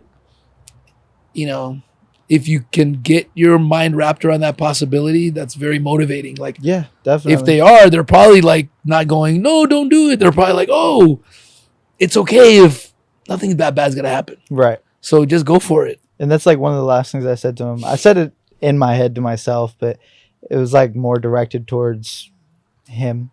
When he was in his casket, I said, it's going to be a great movie, so you better have that popcorn ready. Oh, shit. Fuck. You going to make me cry again, motherfucker? I told you when I came back, I was like, I feel so much more inspired and motivated to just go for everything. Me too. No holding back. I'm patiently waiting your eruption. That didn't sound right at all. I shouldn't ever say that to another grown man. But No judgment. If that's how you swing, no judgment. no judgment at all. I'm just saying, like, I should be careful because that could mean different things. I didn't even think What I of it mean like is your that. creative eruption. Yeah. Like, because I feel like it, I like to think, I know it may not be a movie, but sometimes shit does kind of roll like that when you flow with opportunities. And like, Yeah. you definitely love telling a story with photography, and like this podcast, I think, connects with you. Cause like, and me too, cause I think it's like never ending learning possibilities. Plus you're teaching other people that want to listen. If they don't want to listen, I have no judgment. I'm not like, you're stupid, you're not listening to all our great advice. Right. You make your own rules. Yep. You can be like, I don't want to listen to that shit. I'm happy, whatever, eating Cheetos and watching TV. If that works, Absolutely. I'm not judging that. Some people just go, shit, I wish I could like write that book or whatever they want to do in this game. And I think there's a way to get there, Yeah. so like, I love that. I don't know. I think this happened I don't like to think it was for a reason, because, random shit happens in this game all the time. All But the time. I just feel like if you're lucky enough to be alive, to stay alive, there's always a way to navigate with whatever's going on, because there's always opportunities Yeah. in every moment or every situation to grow or come up with the next big idea, whatever, the next thing you're going to manifest. Yeah. And I just have this feeling that this like hiatus was like the foreplay to your eruption. Like you kind of like It's been about to away be from the game. You're getting a little crazy. hungry, and but you've been like doing photography probably just from the heart, Yeah. like just reconnecting with, because you can be like, I don't need to fucking shoot, so I'm gonna take pictures of whatever I want, my family, I did, and a I'll do it lot how of I photos want, with because my I don't family. really want to hear anybody's like, hey, like you weren't interested in commercial appeal for a Right, while because of of what course. was happening, right? Yeah. And that I just think that also like is an opportunity to reconnect with the artist you are. Yeah. It And was. then- It was. I just think a lot of shit has also evolved since this hiatus, with like the whiskey brand, other people joining the team sort of, or Yeah, connecting. shout out Big James. Big game James manning the mics and the video for the first time. He's a rookie, but don't underestimate Big James Worthy, you know what I'm saying? Because he'll give you a solid 10 points, 8 rebounds as a rookie. First game is what he's done. No drop cameras. I think the sound is there, so we'll see later. But like the art god, Yeah. Jason Lee, the disruptor, even his name says I'm a disruptor. He loves Even what he disrupting said, people's thinking, man. even what he said on his podcast session the other night struck me, and we were talking about it while you were inside, and it was moving. And now it's like I used to, I have goals and stuff like that with photography, but one of my biggest things is I feel like I'm going to be one of the biggest photographers of my generation, just because I'm so versatile, I'm so hardworking, and just watch, I see that. just watch.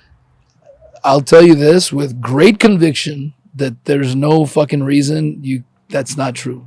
Yeah. Other than maybe it doesn't work out, maybe we all get hit by a bus, maybe you decide you don't want to be, maybe you don't want to put the effort in. Right. But I'm telling you, there's no reason that can't be true. And I Yeah. see that. You're also like hip, you're young, you video games, skateboarding, wrestling, sports, you kind of connect with pop culture, but also, you get competitive and you can like obsess over the work, which, you got to have both. Speaking of, our bets coming up, just watch. Oh yeah. Playoffs started. How you guys doing, by the way? Number 1 in the East. I like an underdog story. Underdog story. Y'all are gonna number take it. 5. Lakers gonna take it, man. Y'all are like number 10 in the league. No, 7, I think. We're 7 In the league? in our conference, right? You mean It doesn't matter though. It matters. We don't get excited about seeds in the playoffs. Just That's watch. Just watch. seeds. We got a You just healthy toss team those in the going in, ground and baby. see what grows. Good? I got a healthy team going in. But As long as I that digress. 7 seed grows into a championship, which is gonna happen. I think Man, Lakers also they're lulling everyone to sleep. Man, you're going to make a clip out of this later, and we're going to be like, Ricky D told you. Nah. And it's going to be Sixers gonna winning the NBA title. Lakers taking a repeat, slapping the league, and everyone going, we did not see that coming. And then the three-peat's next. It's going to be a three-peat. LeBron's got to get that number 7, man. He's got to establish his dominance. He might get it, but he ain't getting a two-peat. Definitely ain't getting a three-peat. You don't think or two-peat? repeat. I'm willing to double the bet with no odds. Wait, for a two-peat? A repeat? Two-peat. Okay. We have a bet for this year. Yeah, we have a bet for who makes it and who wins it. Right. $10 each? 20 10 bucks? bucks, 10 bucks each. Yeah. You want to double that? 20 bucks each level? Like next year? No, this year. Like instead of it being $10, it's 20 bucks each. Oh, maybe. Like, we'll have to all discuss. right, we'll talk about it. Yeah. But I digress. So Yes. go ahead with your story of your relationship with dad. I never had a problem with him as Josh did. Why do you think that is? I don't know. We just clicked. There was like, he ended up turning into one of the people, the only person that I ever talked about my feelings to. Wow. Yeah. So when I joined the military, we were talking every day, every other day, and it kept up for the 4.5 years I've been in. I mean, sometimes it was weeks at a time, but anytime I needed advice, I'd just call him, and we would just talk for 30, 45 minutes to an hour. Wow. I didn't realize that. Yeah. So you, I mean, not to like compare, but Yeah. you probably are closer to him than Josh was. Yes. I would say Yeah, it's like me and my mom. Like it's just it's a personality fit. yeah. I think Josh and his dad are like me and my dad, where we love each other, but like my brother hangs out with my dad more because he's not, just saying, as alpha. Yeah. That's not a diss, right? There's just, it's not good to be too alpha either. It's annoying. They're self-centered more, a little more narcissistic tendencies, whereas betas or whatever you want to call non-alphas it's a scale. I'm not saying you're not an alpha, but you might have been able to like connect with your dad in a way of being more of a supportive part of the team versus the one that wants to lead the charge. And when two people want to lead the charge, they keep trying to prove to each other that the other one's stupid or you don't know what you're talking about. And then I used to not be able to not say anything to my dad. Whereas now I'm not looking at it like a weakness anymore. I used to think, well, if I don't stand up for myself, it's a weakness. Now I'm like, look, he's 74. I love him. I'm not going to change him. He's very intelligent. He's well read. So he's got his point of view. And it's my own insecurity to require people to understand me. And I just realized I don't need that. Yeah. I need to believe in myself and lead myself. That was my realization a few days ago, by the way. Instead of making sure everyone else believes in me and supports me. Hey, I'm good enough, right? What? You don't agree with me? It's a problem, man. Even for like leaders or somebody that's trying to be a leader, can't wait for others to support your leadership. You have to lead yourself and believe in yourself. I know that sounds corny. Big realization. People will follow. True. Yeah, people will follow. Not when you're like, you ready? No. No. Even with my partner, Troy, we both realize that neither one of us are waiting for each other, but we're going together. Yeah. It's a beautiful thing, but we're always ready to like lead ourselves. Anyway, but that was just something I didn't think about. But like two like pack leaders, even if they're wannabe pack leaders, I don't think they get along as well. No, they'll clash. And that's why probably you and your dad, you just have that synergy, man. And then when he left, we got really close because that's like all I had as a male figure. Like When Josh left. Yeah. When Josh is a big role model to me. Somebody I look up to. Always have, always will. And I've said it for years. I'm not ashamed to say it. Thanks for saying that. Yeah, and then my Thanks dad. for sharing your feelings, course. Austin. But my dad was my number one role Yeah. model. Always looked up to him. He's anything he did was for us. And when my mom and dad split, he was living in his car for a little bit. Never skipped a visitation. Always saw us on any means necessary. So like we got really close, and then joining the military, we got even closer because I couldn't see him as much. And then he helped me buy the car Josh has now. He was like, "Hey, this motorcycle is a great deal. I know you've been wanting one for a while. buy it. I was like, cool. I'll send you the money. You buy it, and you hold it at your place until I get my license. And one of my favorite memories is just us riding together while he's on his bike and I'm on mine. We're just cruising down the road.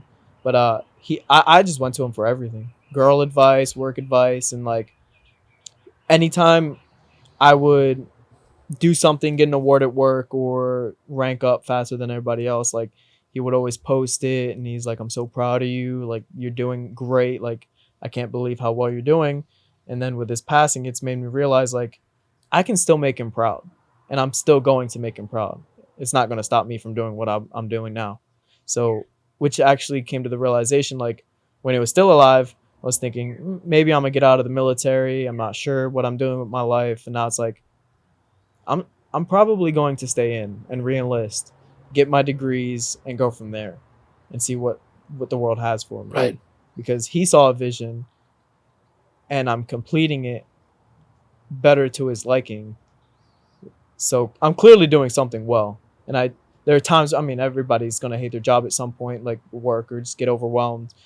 There's times where I have that, and then there's times where I'm like, I'm really doing this, and I'm damn good at my job. So I'm gonna keep doing it. I'm gonna That's keep awesome, having man. fun. That's great. Take his confidence and like apply it to what you Yeah. want to do. Yeah.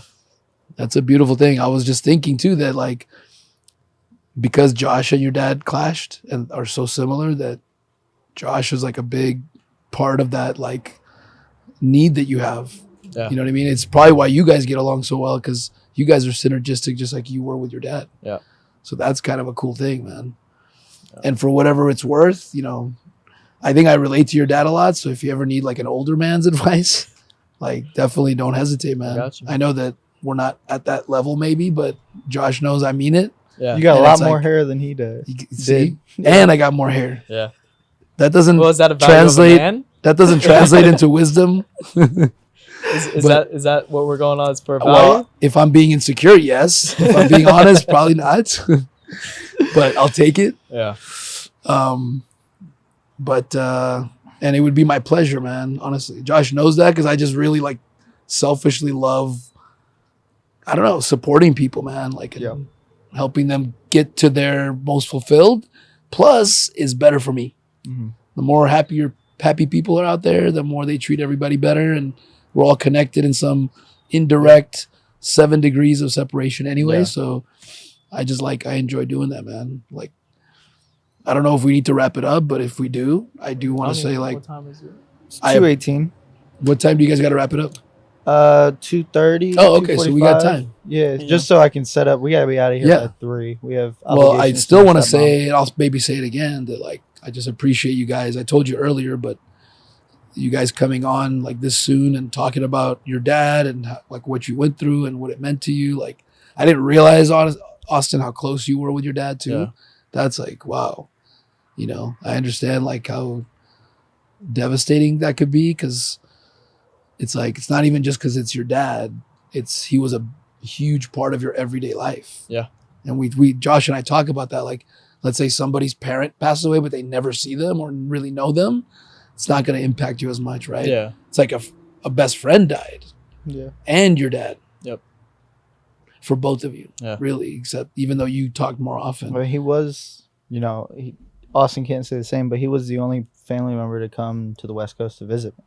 Man, nobody's ever visited me.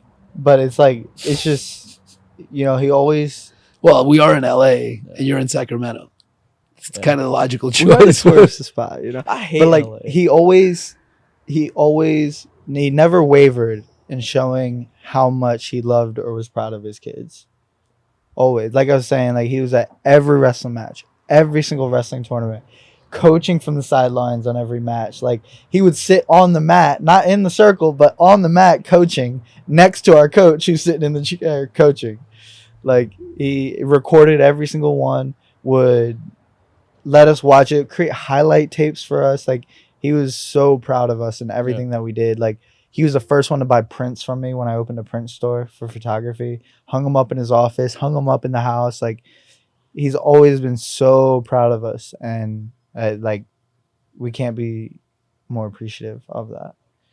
Like, I know a lot of parents that are just like, oh yeah, I'm proud of you, good job, like, but they don't really care, Right. like, or show it, you know. Yep. And his entire Facebook, if you look at it, was just us, always us. He was a very selfless person.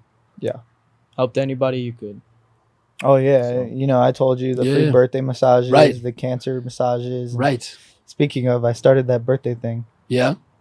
Yeah. Because your dad would give like free massages to cancer Yeah. Yep. patients, right? Mm-hmm. And free for anybody on their birthday. Yep. And you're gonna continue that legacy. I am. That's pretty fucking cool, Yep. man. And people are like, "Oh, is this just for this month?" And I'm like, I had to make another story post, and like, this will be a forever deal as long as I am taking photos.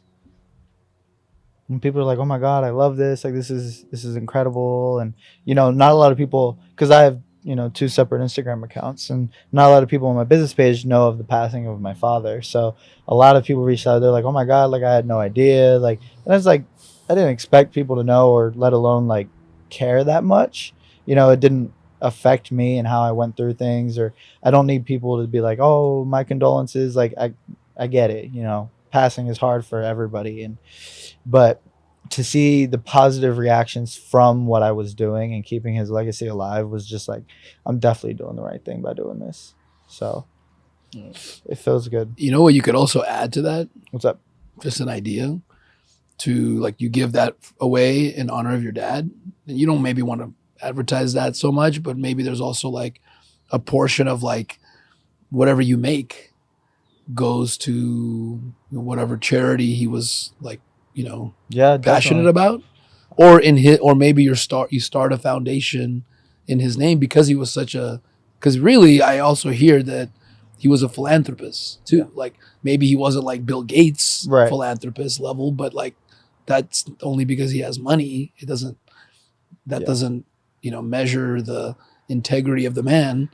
So maybe I just think that's because I think it would be cool for people to know your story that way Yeah. without you, you know, like doing it for commercial reasons. Right. But if you started like a foundation for your dad and Yeah. donated a portion of that to causes that you and your brother decide are something your dad would support, whether it's cancer, you know, organizations Not a like bad Children's idea at all. Hospital, Yeah. and you just do an amount you can afford. Maybe as you get bigger, you make that more, but like, it's also it tells me your story without you telling me your story. You know, Yeah. those TikTok things like Yeah. tell me your story without telling me your story. I don't know, but the No, fact that you do definitely. that, I'm like, oh, that's so cool. Like this guy has got like integrity. I want to work with a photographer that has integrity, that has like feelings and is like doing something special to help people in need. That, and he's passing that on from his dad. So that tells me you're a family person. Like Yeah. it tells me so much about you without you going, hey, I'm Josh and I came to LA and I'm, which is Yeah. it's a great story, but like actions speak louder than words, man. Absolutely. Like this Absolutely. birthday thing, this cancer. I don't know if you're doing it for cancer patients too. I'm doing it. I think well, the once a birthday thing month is you should for do a cancer everybody. shoot. Yeah, I've been looking into different like foundations I can reach out to and stuff like that, and we'll Like see. imagine Children's Hospital and you go with a makeup artist, a friend of yours that you could find through free, Yeah. or even just go with free. Free would love to do something, or Rhythm, or bro, Yeah. Rhythm, Art God, all the these networks are guys endless. Yeah. are gonna be like, Josh, let's go. Tell me when. Rhythm's like whenever you want. Like when we're about to do the home, like kind of homeless give backs, right? Yeah. And go out there maybe interviewing, buying them dinner, if they like maybe some clothing, a little makeover. You should be part of that too. But Yeah. what if I you would. did the cancer thing for your dad? Because I know that was like important for him, Yeah. right? Like I said, I've Imagine been a looking kid getting a into it. photo shoot and then you bring like some cool ass wigs and a makeup artist that can do wonders and they get to see themselves as a fucking superstar.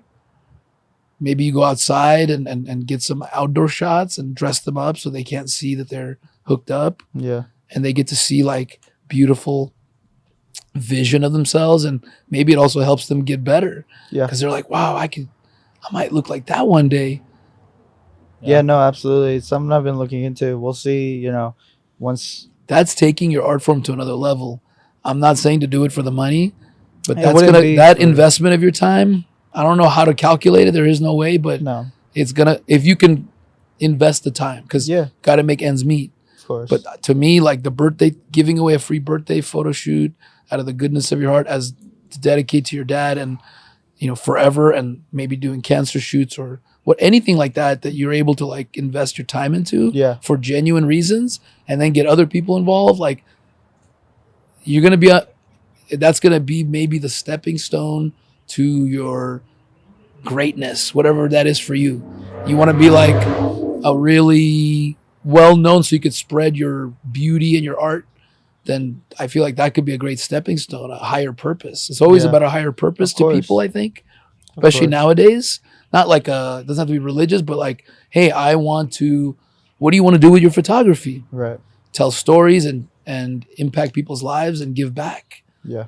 What a beautiful way great to way. give back, to give someone a vision of what they could look like or feel, and then I don't know. No, it's amazing. It's I pretty think cool. like after the storm settles, like Yeah. obviously a lot's going on right now with, not only my career but my personal life. So once, like I said, I've looked into certain things like that, like foundations and stuff that I Yeah. could give back to. But I'm definitely gonna look into it, and we'll see what the future Yeah, holds. it's just an idea. Exactly. That's a If it beautiful idea. grows, you'll do it Yeah, in your mind, and if not, you'll figure something else out Of course. that you're passionate about. I do want to say, Austin, and maybe it's a question for you and then for Josh, because maybe he sees it from a different perspective. Do you really think you love and are passionate about what you're doing and what you're going toward, or you think you feel like, well, not everyone, are you rationalizing it like, oh, well, not everyone likes their job, so it's okay? Like, is it really like you're like, oh my God, I like re-enlisting? Is that doing it for your dad, or is that because you want to make him proud, or are you doing it for you to do whatever the fuck you want Right. in this game that you only get probably only one chance to do? Yeah. So there are times where I've thought about this. Like I enjoy being a mechanic on planes, but sometimes it gets too much to where I don't enjoy it. Why? It's the manual labor, the hours. Like we're working 10, 12 hours a day for 5 days a week, sometimes weekends, deployments, TDYs. We're going everywhere. Sometimes it's like it's not for me, but the overall job itself I enjoy. I like being part of something bigger than myself. So I work on spy planes, so they help out a bunch. And when I was in Korea, I was getting to see what we were doing and what the mission was, and it was fantastic. I felt like there's a higher purpose here, and I'm contributing to it, and we're doing big things. So And does that get you like excited? yeah, Like, it got me. Yeah, like if you were to have a metaphor for like your attraction for females, I'm assuming, or males or whatever it is it like, oh wow, Yeah. or you're like, oh, that's cool? nah, it's like starstruck. Okay, that's Yeah. awesome. I think that's what you want to feel, Yeah, even if parts of the job are grinding. That's okay, yeah, because that's how like you said, Yeah. everything's a grind, which is exactly why you should do what you love, because you're not going to make it, right. because you're gonna like get ground down to nothing and Yeah. just be a shell of a person. So that's cool. Okay. I didn't think, And under the military, like it's almost like that stage gives you those big, because where else can you be part of something that fucking wild? right. A spy fucking plane. I mean, you could go do something like that somewhere else, but it probably won't be as exciting. Yeah, yeah. And then the And military. eventually work for other like contractors too. I mean, yeah, Yeah, I it could. actually have a job offer for a contractor, but I don't know if Like I'm a going to big take it. Yeah. military contractor. Yeah. Gotcha. Okay. But yeah, that might be down the road. who knows? Yeah. I was offered the job. I just have to send in a resume. But that would take you off this path. Yeah, it would put me on a different path, but I'd have to sit down and internalize everything and think about Yeah. it and weigh the pros and the cons. But like I know for a fact I don't want to work on airplanes the rest of my life. Mm-hmm. I don't want to be a mechanic the rest of my life, which is why I'm using the Air Force as a stepping stone for school to get my cybersecurity bachelor's and pursue a profession in that. What's your that ideal direction. company? What's your ideal work situation later on? Like 20 years from now? Do you have your own company? You have a cybersecurity company? I've thought Are you working for like just a huge, awesome skateboarding company that needs cybersecurity? Like, what's your passion? Like, where do you see yourself? If you Prob- could like design it. Yeah. So I have two. Probably working cybersecurity for the government or building a company. So my buddy is IT right now, and we talked about it in the past about starting a company together where he does all the IT and I'm more cybersecurity on that side. And for anything it needs to be, just starting as a company and sell our product. But I'm not sure. I don't like to think 20 years ahead because I'd like to internalize what's happening now and see what I want to do now. I'm the same way as you. I don't want to, but it's just based on now. Yeah. If you had to envision it, because it's like a clue. Mm-hmm. You're not going to get to whatever you envision. The meaning you're going to get to some alternate version of that. Yeah. Because opportunities will come that you didn't even know. Yeah. You might even go way bigger. It's just having that direction gives you like a focused. It gives you like a focus, and you're not like distracting yourself with uncertainty. I mean, you should be always questioning it because maybe there's another opportunity. So a job comes, I like to go, I don't know, what is it? Right. What are the pros and cons? Yeah. But are you shortchanging yourself? Always investing yourself. So like, which one are you investing more in yourself, I guess?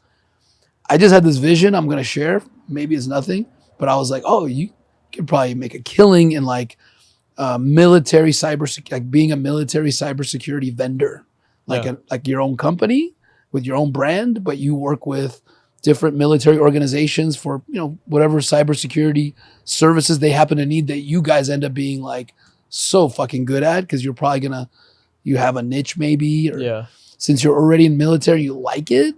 It's like, it's a barrier to entry for most people because you're already, you're an insider, but you have cybersecurity experience and a degree. Yep. You like the excitement of like government because it involves like military defense. It's a big deal. You can't fuck it up. Like you like that adrenaline rush. Absolutely. You don't want to work for McDonald's. Nope. Got it. I'll never work for retail. We've never had a job in fast food. Neither of us. No. Oh, you don't like retail? Oh, well, I can't. I was a cashier. He's on another level for me. Yeah. I was a cashier at a grocery store. Yeah. Absolutely hated it. Me too. Was accused of stealing multiple times. So Yeah. I mean, those are like, everything's a stepping stone. Yeah. Sometimes it's not exactly the stepping stone that directly gets you, but it's like, okay, avoid that stone in the future and you go a different way. yeah. But it's all part of it. Sometimes getting a job, like Cody just got his first job, Hollister. Oh He's my probably goodness, gonna that's crush, so dude. spot on. So spot on, dude. He really thought it through. I'm like, I know these limited, but try to get a job that fits you. Yeah. Versus what I did. I just fucking applied to everything. Yeah. I was so ignorant that even I think till my late 30s when it hit me, because I don't really enjoy my career, so I'll just apply for what's going to pay me to support my family, right? I never was like, oh, I don't like this. I never looked at the company or the leadership till like my late 30s, and now I'm like, that's everything. Yeah. Unless you got to feed your family, and then get whatever you can. But like if you have a choice, like Cody, spot on with Hollister, man. He's probably gonna do really well. But I told him like, even if you don't, it's just going to give you more information about maybe what you don't want to do. Yep. Maybe you'll go, Jesus, I hate this clocking in, clocking out stuff. And you would never know that if you hadn't tried it, right? I worked for American Eagle for 5 years. Hated every minute of it, but I needed that paycheck.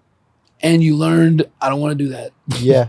Which is very important. I I was never in gone corporate for 20 plus years, hating it. Yeah. Now I always think that's like my Nelson Mandela era where he was like in jail for 27 years, right? And that was like, I had freedom, so I can't complain, but it felt sometimes like I was in jail. Yeah. It's like It you're does. reporting to like a jail cell every morning that you don't want to be in, and you're not motivated, and you're psychologically too. If you don't understand, 'cause I didn't really understand it. I thought, well, this is normal. What's wrong with me? No one likes their job. That's what I was told. Nobody likes their job. Suck it up. And I did. I'm good at sucking it up. That's a good skill to have. But then I was like, shit, I guess I probably could do more than the reason I asked you is like, I know you could do whatever you are passionate about. Yeah. You'll be successful. You don't have to like be a billionaire. I don't think everyone doesn't have to be a billionaire too. Like if we were all billionaires, then there would be no billionaires, right? But The point is to do something you like and can be successful in, like make a living. And if you become a billionaire doing it, fuck yeah, that's lucky you. Yeah. But like, it seems like you're going down the right path, man. What do you think, Josh? Because About him? yeah, like, do you think he's going down a path that isn't maybe? No, the I best? definitely like. I ask him all the time, or tell him all the time. I'm like, if you want to re-enlist, do what you want to do, but just make sure you're doing what you love. I was like, nothing could ever compare. Like, we saw Dad doing what he loved. He used to take his massage table to people's houses before he had his own like place to do it, and I'm doing what I love, and it's definitely a grind, but you see it pays off. And so I reiterate to him all the time, I'm like, just do what you love. Like, if that's having someone tell you what to do, by all means, find someone to tell you what to do.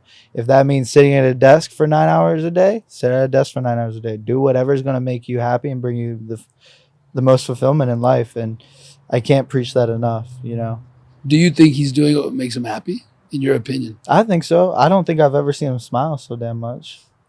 You haven't seen him what? Smile so damn much in his entire life. Doing what he does. Yeah. Now.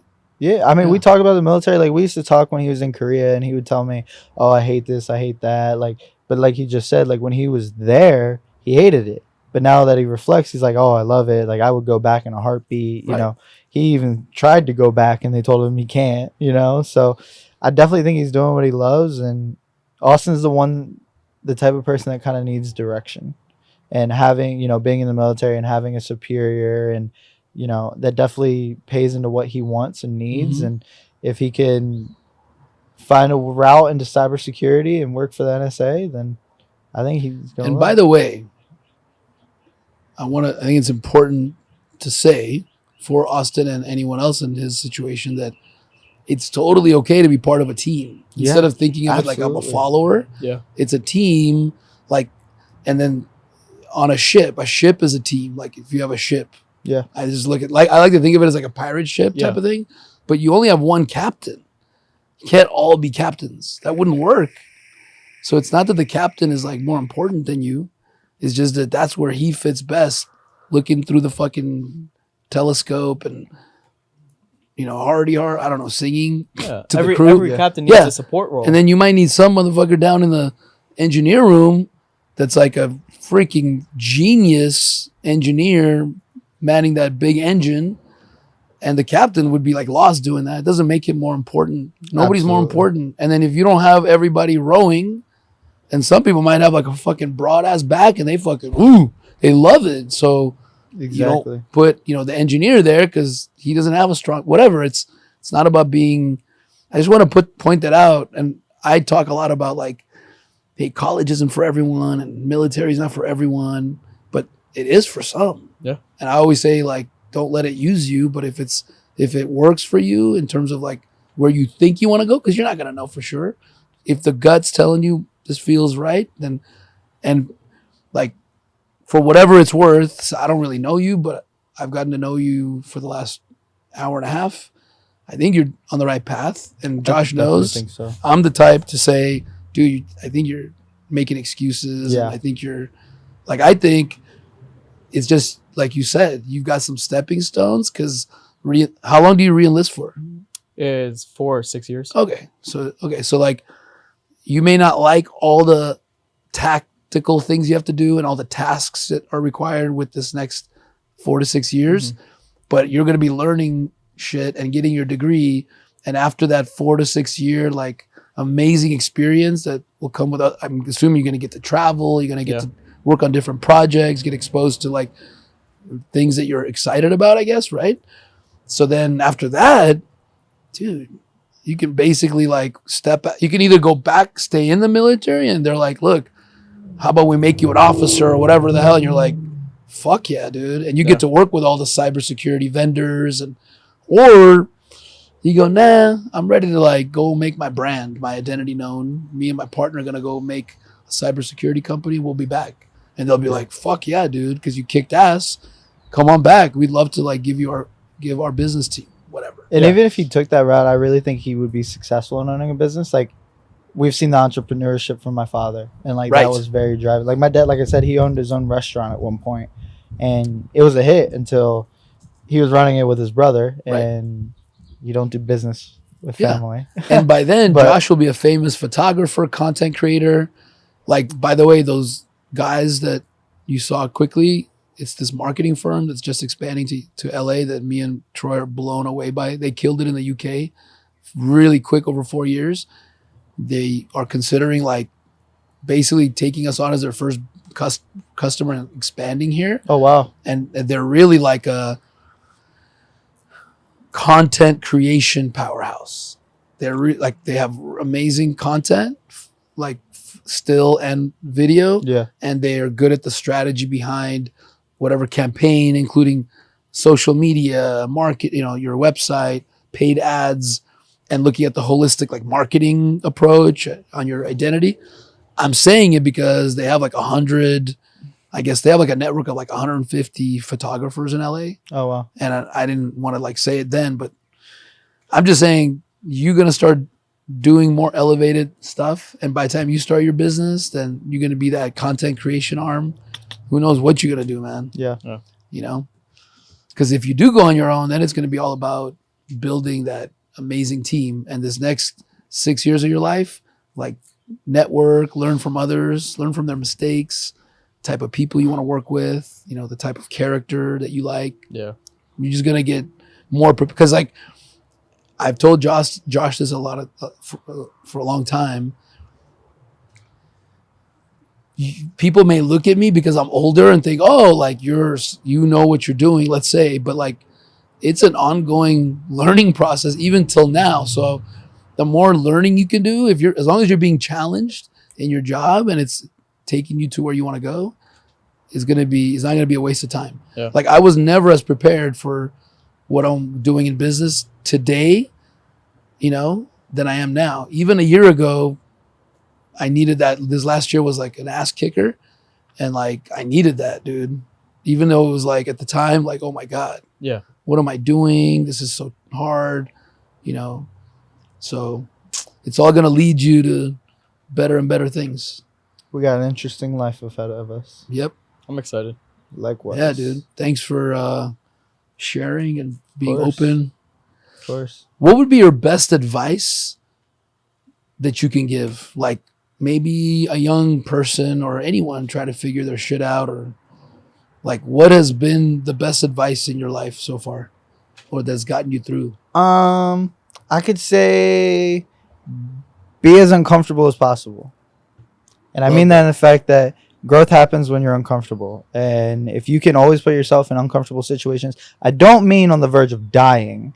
I just mean like if you want to start a company, just go start that company. It's going to be uncomfortable. It's going to be tough. It's going to be a learning experience. But you're going to change and adapt and grow into this person you never thought was even possible to become. So be as uncomfortable as possible. Love that. What do you think, man? Probably don't let doubt tie you down. Love that. T-shirt. It's a good T-shirt. It's a good t-shirt. Should make it. We got Leia doing that. Ugh.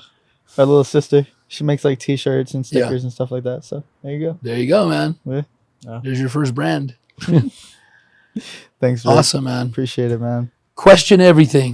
Of course. I think that's my best advice. Question I everything. like it. I like it. That way Yeah. you'll find better answers maybe. Yep. Because there's so many things to learn. It's not one thing, but that principle really like set me on a path. Good stuff. Once I saw the crack in my belief system where I was like, that doesn't make sense. Like in my early 20s, that crack kept widening, but it took a long time. Right. Yeah. And like, oh, maybe I don't have relationships figured out. Maybe I don't have communicate, all of that, man. Or how I'm looking at life. I questioned everything. As You you know? should. Even my time in traffic, like I used to hate being in traffic. Now I'm like, no, I just flip it. So I questioned my like automatic response. And then once I figured out what was causing it, I'm like, oh, like that's not really true. I should just take advantage of my quiet time here. Why am I getting upset? Why am I whining? It was all just, figuring out the equation. Yeah. Something plus something is equaling some shit that's happening to you. You can just go, if you're willing to look at it and question it, you can go, oh, what if I make X this thing? Yeah. Would I still be upset? And do I want to be upset? And simple as that, man. Yeah. The answers are there. Indeed. Thank you very much for this. Yeah, appreciate this was it. amazing, man. Indeed, it was. When are you coming back? You hate LA, you said.